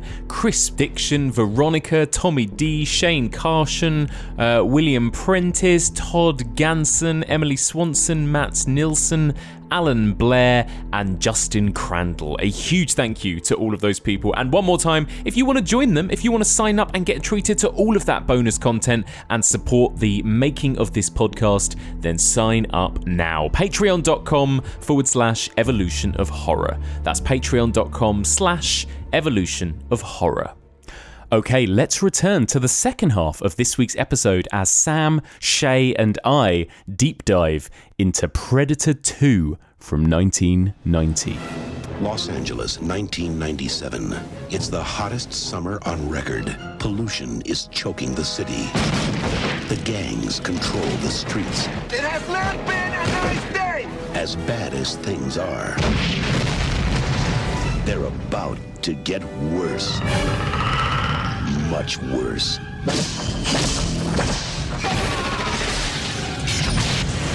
Danny Glover, Gary Busey, Reuben Blades, Maria Conchita Alonso, Bill Paxton. Predator 2. He's in town with a few days to kill this Thanksgiving. 10 years after the events of the first film, a new Predator arrives in a sweat-soaked 1997 for a gory LA safari. After observing a wild gang battle involving violent cop Lieutenant Mike Harrigan, Danny Glover, he picks his alpha target but decides to take his time, indulging in some serial killing, adding new skulls to his franchise-building trophy cabinet before facing off against Gary Busey's secret government task force ahead of a final confrontation with the ultimate prize, who turns out to be a real motherfucker. that synopsis was art in itself, Sam. That was absolutely perfect. So, Shea, let me come to you first. What do you think of Predator 2, and how does it compare to the original for you? Well, Predator 2 is, to me, a different kind of film entirely. We were just talking about the vibe of Predator, and how there really isn't a lot of comedy intentionally. Yeah, it's very earnest, isn't it? Yeah. It is very earnest. And not to say that you won't ever have a chuckle, because we definitely all do. I mean, when Jesse Ventura says, he says, I ain't got time to bleed. Yes. I mean, I laugh out loud every single time. But there's an intentional comedy in Predator 2. And it comes in a really strange time and in very strange moments. And it starts off heavy with this gun battle and bullets everywhere. It's almost like they were trying to put more bullets in that opening scene than in the entirety of Predator. Yes. And it stays at that level just almost all the way throughout. It sort of plateaus. And I've seen Predator 2 3 times now, and it's always a little difficult for me to tease out the details of what's going on, because it just comes at you like a tidal wave and stays in your face. And I think it's on the level of Predator, where it does have a lot of nonstop action, but it doesn't have the nuance and the expansion and contraction that McTiernan infused into the original Predator. But I do like it, and I think it's a great performance by Danny Glover. He's just absolutely balls out the entire time. Yes, couldn't agree more. Sam, what about you? What do you think of Predator 2? Well, originally it was going to be more of a kind of direct sequel, with Arnie kind of returning, and the setup was going to be another Predator kind of dug through the ashes of the original jungle and found a severed arm and replayed the footage from the first film, because apparently that helmet is also a camcorder. Basically to see who defeated the Predator from the first film, and then would go after Arnie. But as it stands, that's obviously not what we got. It's not as connected to the first film. It's not connected to it at all, really. Nor is it as focused. Stephen Hopkins is no John McTiernan. Even if Judgment Night is incredible, I stand by Judgment Night and that film soundtrack. But he also directed Nightmare on Elm Street 5, The Dream Child, and yeah, this is kind of more in line with that. It feels like a kind of job for hire to try to get a kind of troubled production on course. But yeah, it's interesting. Like, Hopkins was born in Jamaica, and I actually kind of love the Jamaican gangs in this movie, even if they are kind of insanely cartoonish. There's a little bit of guilty pleasure about those sequences for me. Yeah, I mean, it's obviously insane, but I do find this film kind of fun. It is one that I watched many times as a kid, mainly because I really do love Danny Glover in this film. And we talked a little bit on the podcast, Mike, about the fact that I grew up with a black parent, and so as I was a teenager, I was kind of seeking out movies with black leads as well. And yeah, the kind of diversity in this film is interesting. We'll get onto it, but there are things to like about this film, though I sense, Mike, that you don't see a lot of them when you watch it. I don't want to be the miserable one here. But also, what I think is really interesting, I've got a very good friend who loves Predator 2, who, like you, Sam, watched it as a kid, and he said it was one of the few films he owned on VHS at the time, so he watched it over and over and over again, and he loves it. I, as I've already mentioned, came to these films relatively late. I was an adult. Of course, yeah. And I just, for me, watching Predator 2 as an adult, I was like, what is this? I just wasn't a fan. For me, it doesn't have any of that taut thriller, it doesn't have any of the thrills of the original for me, I don't think. It feels a bit messy and sprawling and a bit silly. I think after the original film did so well, there were all kinds of things that came off the back of that, right? There were comics, Predator comics and graphic novels and all that kind of thing. Yeah. And I feel like this is...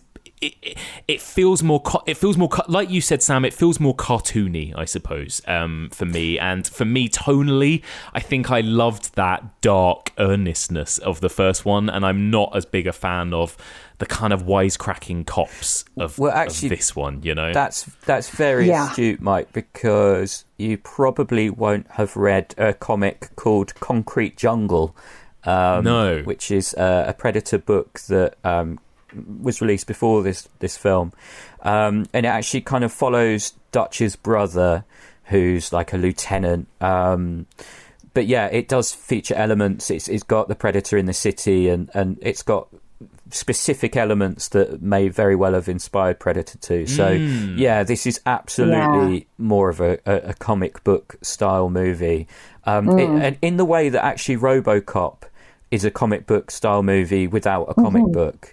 Like, RoboCop is very kind of Judge Dredd, isn't he? And do you know what? I did get a few RoboCop vibes at times in this movie as well. You know, I don't think it's as good, anywhere near as good as RoboCop for me, but there were something about it reminded me a bit of RoboCop at times, actually. A little RoboCop 2. I got RoboCop 2 in this one quite a bit. Yeah, it's that opening sequence mainly, which could come straight from RoboCop 2. Like, it is so RoboCop 2, even though obviously Predator 2 and RoboCop 2 were released in the same year. Yeah. Just as Predator and the original RoboCop were also released in the same year, which is kind of weird. Oh, wow. But it also has that kind of media satire feel in the opening stages. Exactly. The news journalists. I think that was what made me think of RoboCop. Yeah. Yes.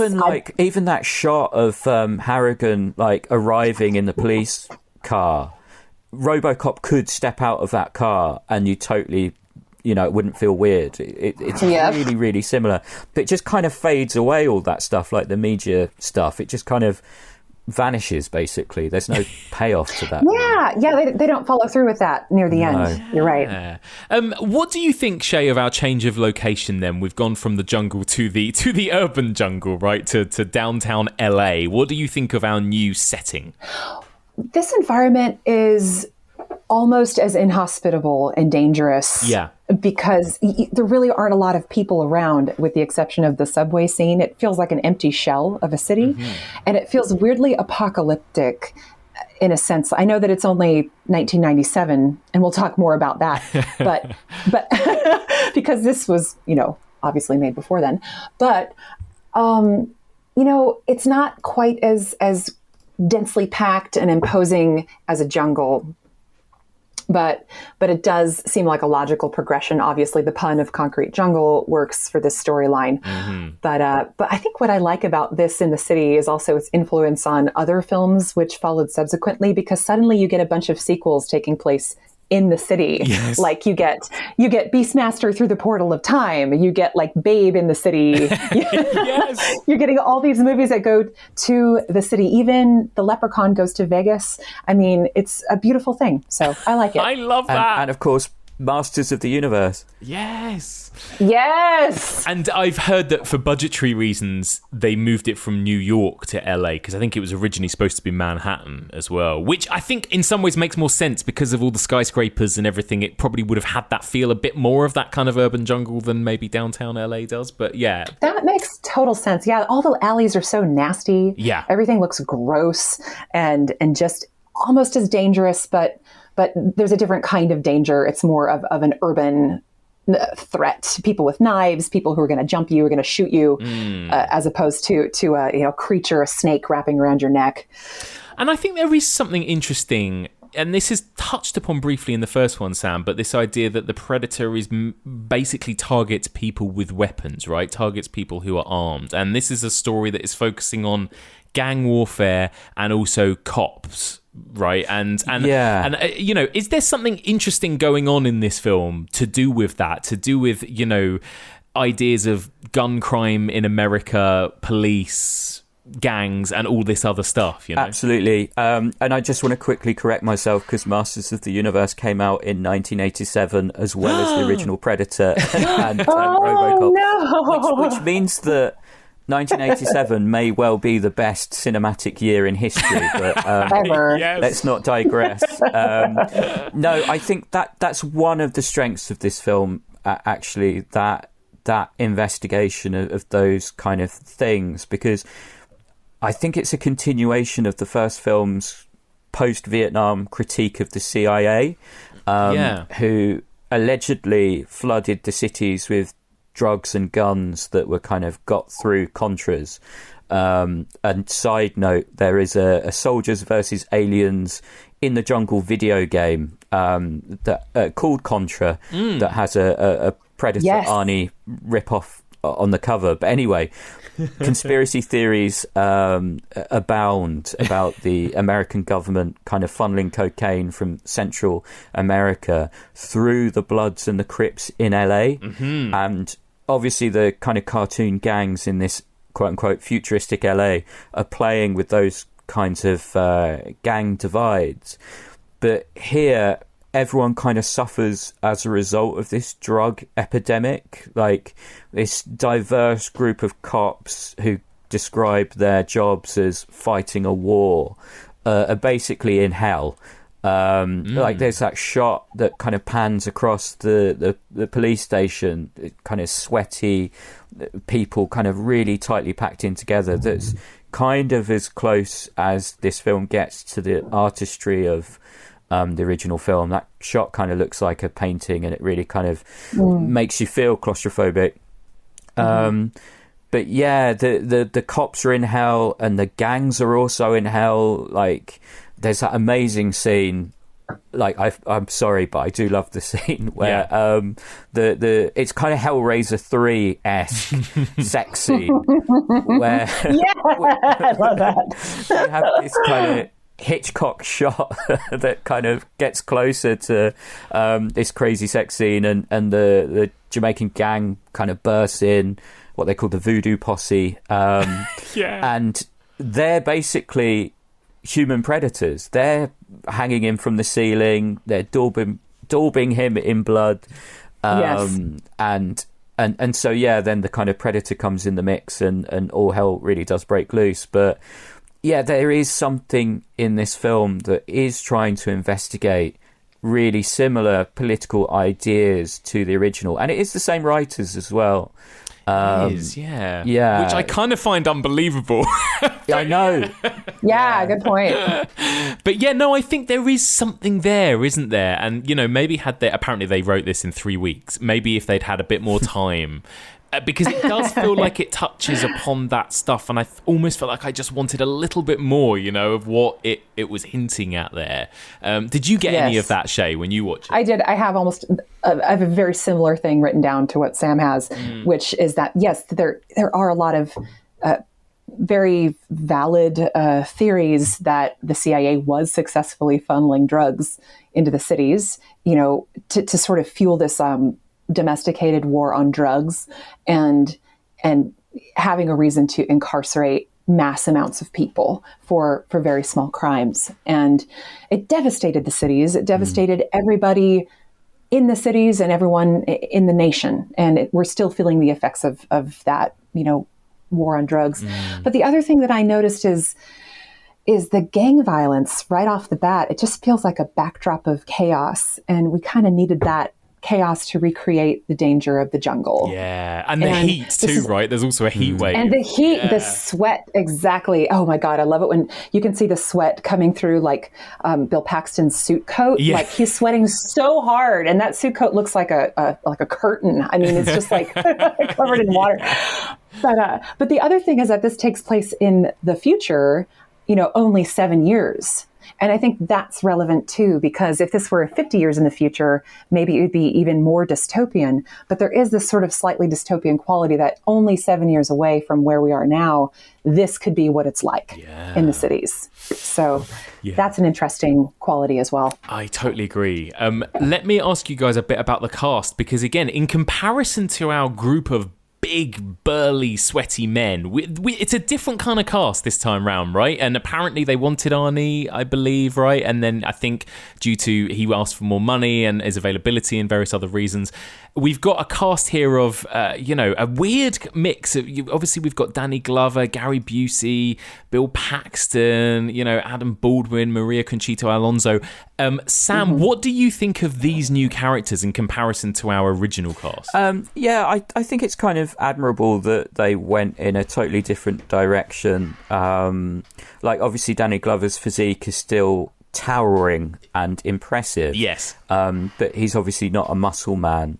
And his character is kind of initially hot-headed and impulsive, which is the opposite of Dutch, who's kind of questioning and cautious to a certain extent. So both characters have a really nice balance. But yeah, like I said, Danny Glover is the reason I watched this movie over and over again when I was a teenager. And I honestly know so many quotes from this film, I basically know it off by heart. I'm not going to do any of them, but yeah, I really, and any film where Bill Paxton turns up, who is part of an exclusive club. I think there's only a couple of people who have been killed by an alien, a predator, and a Terminator. And that's so true. Oh my god! It's like our version of the EGOT, isn't it? Like the horror version. That's amazing. Yeah, you're so right. Shea, what about you? What do you think of this cast and Danny Glover as our new leading man? Well, he's very sweaty, like Arnie was, and he's keyed up to 11 the entire film. He comes out screaming and hurtling towards a shower of gang warfare bullets, and he's also a little bit of an anti-authoritarian, which I thought was interesting because he doesn't really play by the rules. He doesn't want to hand the case over. He can't stand being told what to do, and he won't back off. They do both, Arnie and Danny, get their third act alone with the predator. And I like the way that Danny kept the intensity throughout the entire film up until that moment. And I think that where Arnie was maybe a little more keen on outwitting the predator to survive, I think Danny was just on full adrenaline, revenge, having, he's turned whatever instincts he has to fight crime toward fighting the predator, and there's almost a seamless transition there. Yeah, so he just goes and to the point where the predators are like, "Fair play, we'll let you live" at the end, right? It's like, there it is. Exactly. There's an interesting thing, isn't there? I mean, Gary Busey's character Sam, and this is something we I suppose we didn't mention too much, but the Carl Weathers character in the original, that he kind of duped them all, right, didn't he? In the first one, and there's that same kind of idea, and this is something obviously me and Chris Hewitt talked about with Aliens and the Burke character, and this is something you see a lot in 80s cinema. You see it in RoboCop as well. This kind of the real monsters are often not the actual monsters. They're the corporate suits or the people at the top in whatever kind of government authority or whatever body, right? And it feels like, again, they're dipping their toe in those kind of themes again with this movie, aren't they? Yeah, for example, I would not want to eat a burger that had been made from that slaughterhouse meat if they're spraying radioactive material around. Yes, exactly. It's kind of interesting, and it's interesting for Gary Busey as well, because you don't really see him play these kind of straight-laced characters. Obviously, he has the Busey madness in his eyes constantly. Always.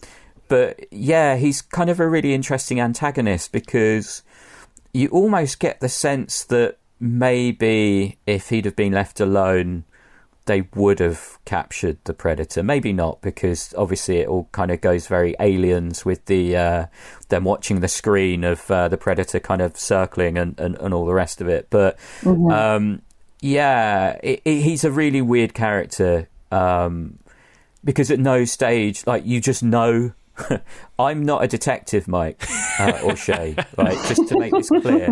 I'm not a detective, but I'm pretty sure I would have worked out that Busey and his boys were not there to investigate murders, but were in fact, the Men in Black or whatever. Exactly. Yeah. Yeah. It is a kind of weird subplot that doesn't really go anywhere again outside of we need an action set piece that feels a bit like Aliens.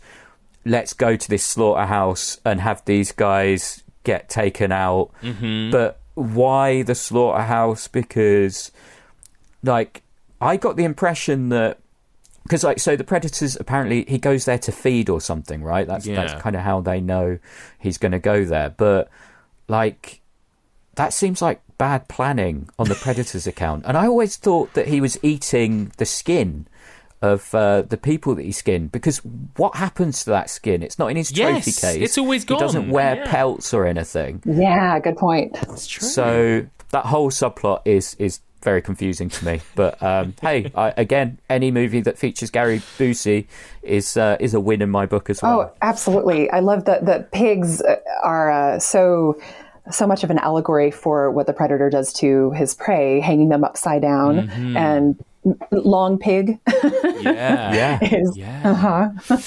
do you think, though, I feel like, and I might be wrong here, but it felt to me when I've watched it that even though there's so much more carnage, it feels like there's less horror, there's less gore. I don't know, Shea, did you feel that? Like, for me, it feels like it's actually more tame, I think, in a way, than the first one. And I don't know if that's just because, again, it doesn't have that tightness that I love about the original or something, you know? I thought about that too, because the gore in the original Predator is so striking. Yes. And it's so specific. When Carl Weathers loses his arm, it's very obvious he's lost his arm. And you have a moment with that arm. You really feel that arm come off.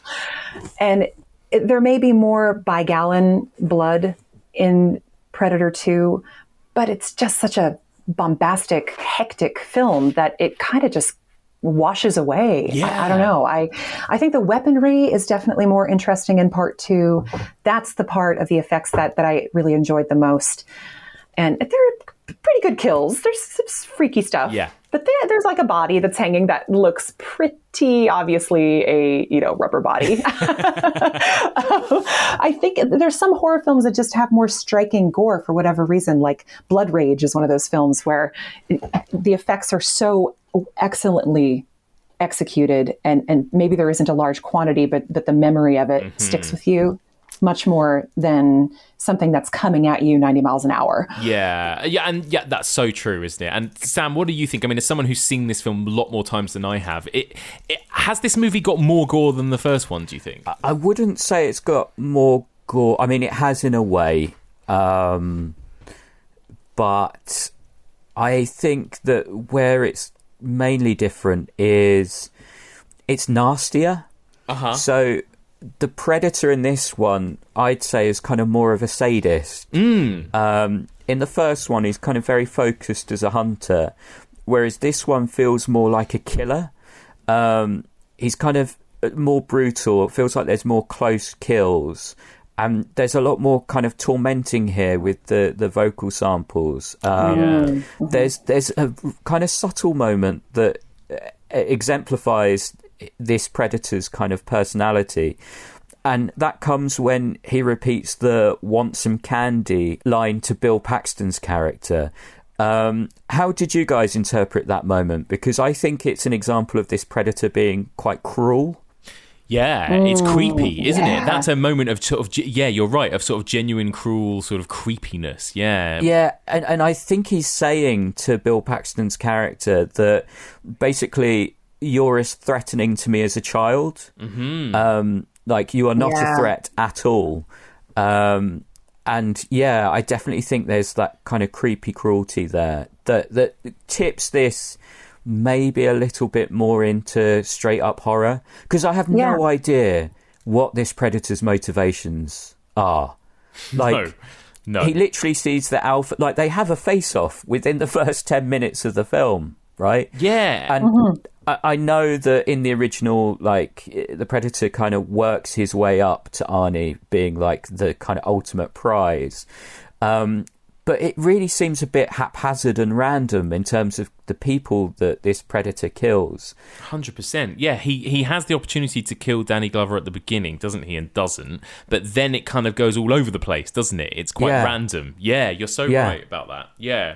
And in an interesting way, at the same time, this is also a movie that kind of expands so like so many sequels do, I suppose, it expands a little bit more on the monster, doesn't it? And like it feels like we learn very little about him in the first one, I suppose, and we learn a bit more about what he does, his weapons. Obviously, we see his ship at the end and that kind of thing. How did you find that, Shea, in this particular movie? Kind of learning a bit more about the Predator, I suppose. I was really glad for it, exactly, because I was doing a lot of guesswork in the original Predator. The first time I saw it, I couldn't tell why he was doing what he was doing, and is this revenge? is this trophy hunting? And it does become clear that it's probably trophy hunting, but the societal, cultural reasons for why are not made abundantly clear. And also this idea that he was sort of a lone wolf.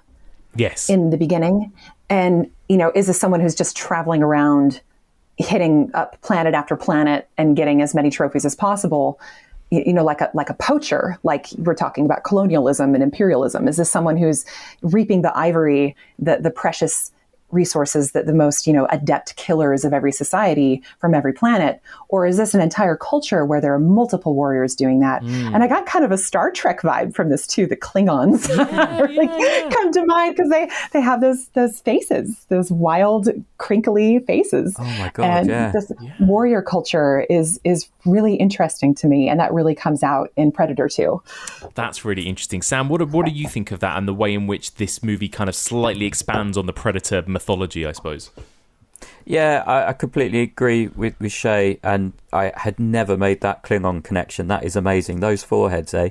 Yeah, apparently the aim was actually to introduce new weapons, especially to the franchise with this film for some reason. So, yeah, Shea's kind of picked up on that already. But, yeah, I really kind of love the ending where the other Predators appear. And you get that real sense of their culture and their history in a very short sequence. And apparently it was supposed to lead into a prequel set in the 1700s where we'd find out how that one Predator came to have that flintlock pistol. Which sounds like it might have been shit, but I'd rather we saw that than what we actually got. Because the sequels, like, if you think Predator 2's bad, then holy shit, what comes next is just truly atrocious. But that story actually was told in a comic, so it's called Predator 1718, and let's just say it involves pirates, and it's actually pretty fun. That's so awesome. Yeah, I would like to have seen that. Yeah, that's a shame that we never got that. I think that's kind of interesting, isn't it? And again, I think they do it quite well with sort of visual storytelling, like you say, with quite little. They give us an idea of how this race of creatures works, I suppose, at the very end there. And I like there's a little nod. Isn't there a moment when we actually see a xenomorph skull? Am I right in thinking that's there like is? Yeah, like mounted on the wall when you see all the different trophy skulls or whatever. Yeah. Go on, Shea. You.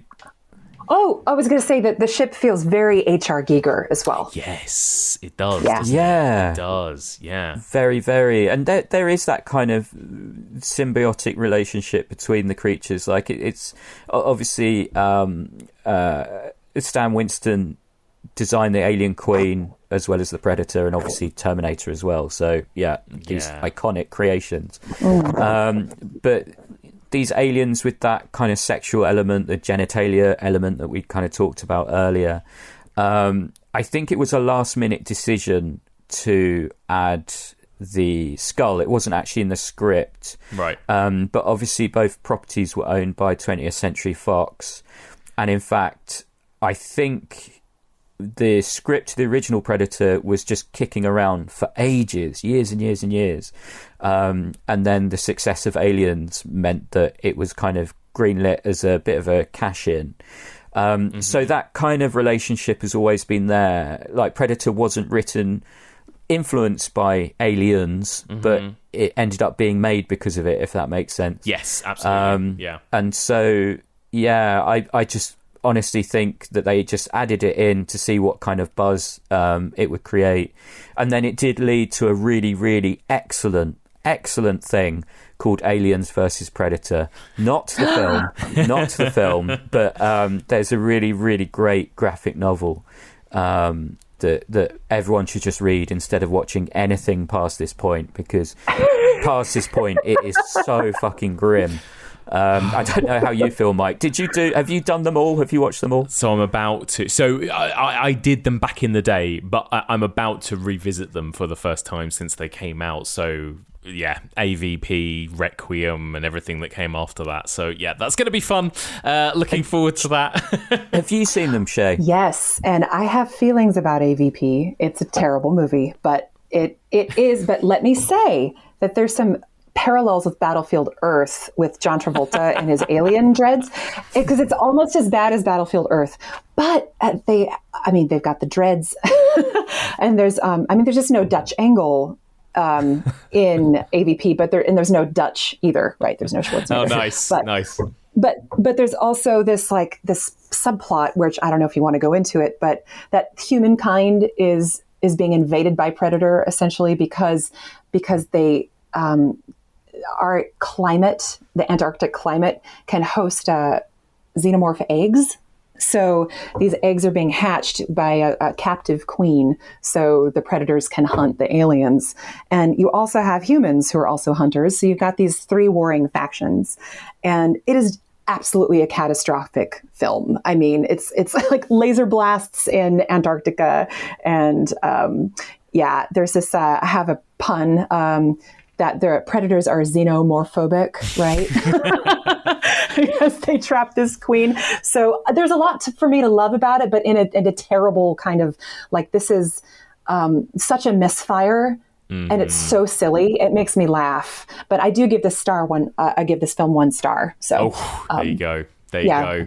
And I was going to finish with that by asking you guys about some of the ones that come afterwards. But before we get to that, is there anything else you guys want to mention on Predator 2? I mean, there's less to say about this one than the first one, isn't there? But is there anything that we've missed out? Sam, anything you want to mention on Predator 2 before we wrap up? I think I'd like to address the members of your audience directly who have eagerly listened to this episode thinking it's going to be a love-in to Predator 2. I feel your pain because, I grew up on this movie. Like I say, I watched it over and over again. It's a real guilty pleasure for me. There are sequences in this film that just they're baffling, but I love them. Like when Danny Glover goes to meet King Willie in the alleyway. Like, I love that scene. I love that actor's performance. He's a Shakespearean actor, and he's delivering those lines with the power of Shakespeare before kind of rolling the bones. Yes. Again, I'm not sure why he does that, but I to anyone out there who is a Predator 2 head, I just want to say I'm sorry. And I love this film, and I'll watch it with you anytime, Danny boy. There we go. There you go. Aww. There you go. And I love that. And that's why you're here, Sam, because I'm very rarely negative about films I cover on this podcast. In fact, I don't know what it is about us, Sam, but I think the last time I was negative about something was The House That Jack Built, which we discussed together as well. This is why I'm really glad that you're here, because you can be positive about the movies that I can't be. So there you go. That's good.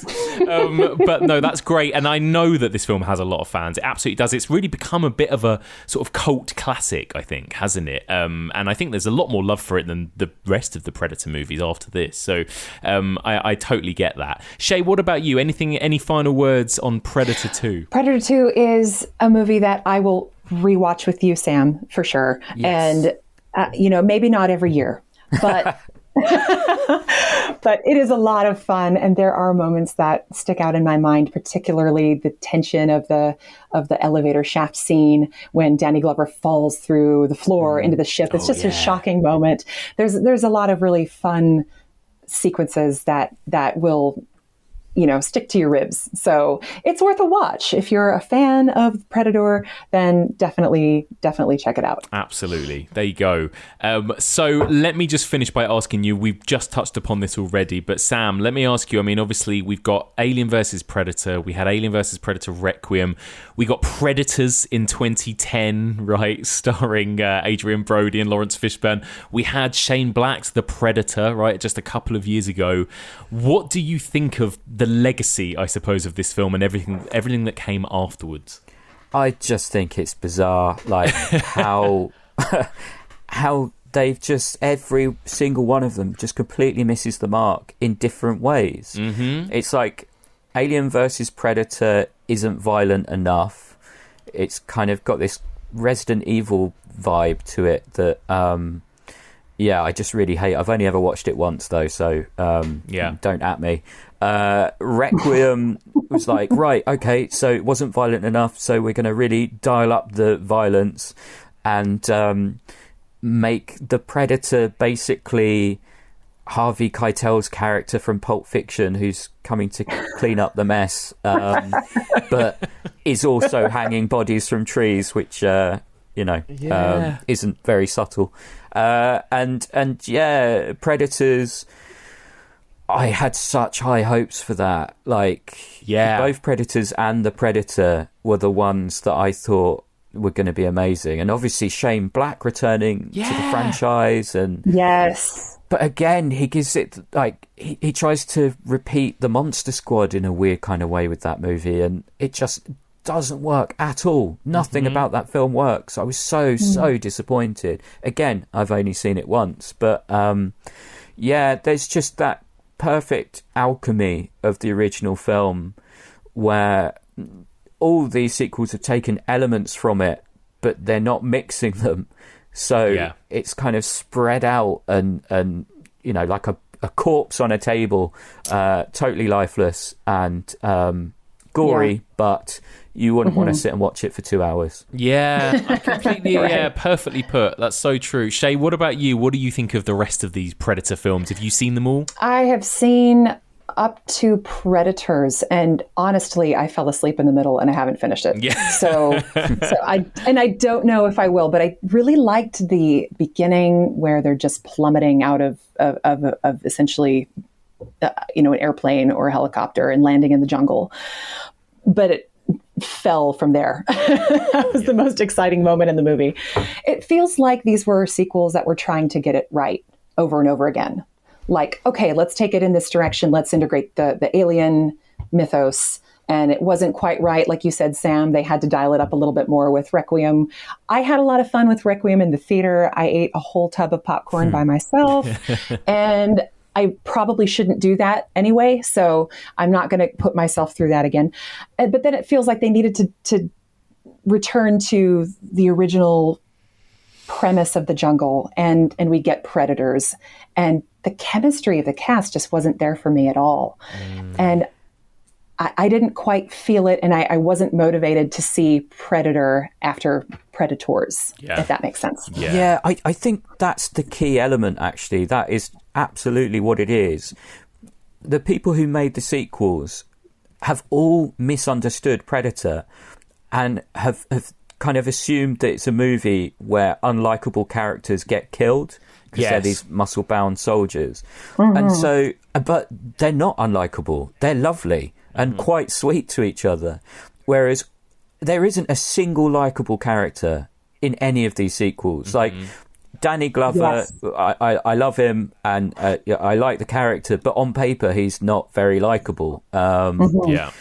Agreed. And outside of kind of that loyalty that he has to his team, which is resonant of the first one. So that's why that movie is the one that kind of works the most for me. But in the rest of them, you just do not care about any of the characters. It's so bizarre. That so many films could be made and no one's looked at it and gone, hey, maybe the audience needs someone that they like. I know. Right, I know. exactly. I think they, and again, not to keep drawing parallels, but something very similar happened with the Alien movies for me as well, where I'm just like, I think they kind of got something got lost in translation along the way, where they've forgotten what made the original 2 Alien movies in particular so brilliant, you know? But just so that we kind of end this on a positive note, I would like to recommend another comic, because there's loads of comics out there involving the Predator, and actually this isn't my recommendation, but Batman versus Predator is really fun because they are very kind of well-matched individuals. Yeah, but by far the best for me is Big Game, which is about a Native American soldier that encounters the Predator. It's really gory, really good, and just great characters. Yeah, I definitely recommend people read Big Game. Love Predator it. Big Game. Yeah, love it. Yes, good. Thanks for circling it back to something positive. And thank you. And again, just for the record, like Predator, I really do think Predator is basically a perfect movie. I mean, it doesn't really put a foot wrong, does it, in terms of what it does? It's just like beginning to end, just one of the most engaging kind of horror sci-fi action movies you can watch. Right. It's a perfect synergy. Yeah. It's a wonderful, every time you watch it, it's exciting and it's so fun on the big screen. I hope that it can get into theaters again. Oh, wouldn't that be great? I would love to see it on the big screen, fun. Actually. Yeah. Mm-hmm. Well, there you go. Well, guys, that is it. Thank you so much for joining us. Sam, just remind us where we can find you and again, where we can find some of your work out there. You can find me at Sam Ashurst on Twitter, and at the moment, I do have the release with Shea, a Black Widow, pinned to the top of my profile. So if you want to pick up one of those tape bundles, then you can find me there. Or you can head over to Shea's Instagram, which is Black_VV Idio, Black Widow at Instagram. Love it. That's brilliant. Thank you so much. And Shea, if people want to hear more of you, more of your stuff, more of your podcasting and that kind of thing, where else can they find you? Absolutely. I'm on a film podcast called Movie Melt, which I say film podcast in quotes because we talk about cinema, but it's a little more like a morning show style sort of comedy show. We play trivia games. We talk about what we've been watching. Oh, nice. We will do a breakdown of a cult or B grindhouse film, things that are a little more under the radar and bizarre. So that is available wherever you get your podcasts. And I'm also, of course, on Instagram, and I am on Facebook as Black Widow. And I have a Squarespace store, which is, as Sam said, linked at the top of his page, as well as my Instagram page. Perfect. And yeah, just like a shout out to Movie Melt. Aside from my own podcast, the Arrow Video podcast, and your podcast, Mike, Evolution of Horror, Movie Melt is easily my favourite film podcast. I love it so much. Like the production, like everyone, all the guests have like their own theme tune, and there's something really, really kind of comforting and lovely about listening to episodes and just hearing that theme tune being played. Yeah, it's very, very addictive. All the episodes are like a couple of hours long, at least. Some of them are like 3 or 4 hours. But yeah, I adore Movie Melt. So a big recommendation from me. Love it. I am going to hit subscribe right now as we speak. Can't wait to listen. Amazing. Guys, it's been a pleasure. Thank you so much for joining me. Thank you, Mike. This has been an absolute pleasure. Thank you. And that's it for this week. Thank you so much for listening, and a huge thank you one more time to this week's brilliant guests, Shea Mossefin and Sam Ashurst. So I would love to hear from you guys. What do you think of the Predator franchise in general? I, as you could tell, am a huge fan of one, not such a fan of the rest of them. But do any of you guys want to stick up for the sequels? I would love to hear your thoughts. Please do get in touch. The email address is evolutionofhorror@gmail.com. You can also find us on Facebook, Twitter, Instagram, and Letterboxd. And if you want to discuss this week's movie with fellow listeners, then join the discussion group, Evolution of Horror Discussion Group. You can find that on Facebook. You can find all previous episodes of this podcast on our website, evolutionofhorror.com. On our website, you'll also find our merch shop, where you can pick up an EOH hoodie or t-shirt, evolutionofhorror.com/shop. You can find this podcast on all podcast platforms. And if you get a spare minute, we would be so grateful if you could drop us a little rating and review on Apple Podcasts, as that really helps me get discovered by new listeners. Okay then, next week, well, it's the, I guess you could say, concluding chapter in this sort of 4-part journey through the world of Alien and Predator movies. Because next week, it's a big one. It's a kind of Alien Predator also-rans. I'm going to be joined by hosts of the Journey Through Sci-Fi podcast, Matt and James, and we are going to be bringing you, spoiler-free, our thoughts on all the rest of the Alien movies. So we're going to be talking about Alien 3, Alien Resurrection, Alien vs. Predator, Alien vs. Predator Requiem, Prometheus, and Alien Covenant, discussing our thoughts on every single one of those sequels and prequels. So I think that is going to be an incredibly fun discussion. Join us next week for all of this and more on the evolution of horror.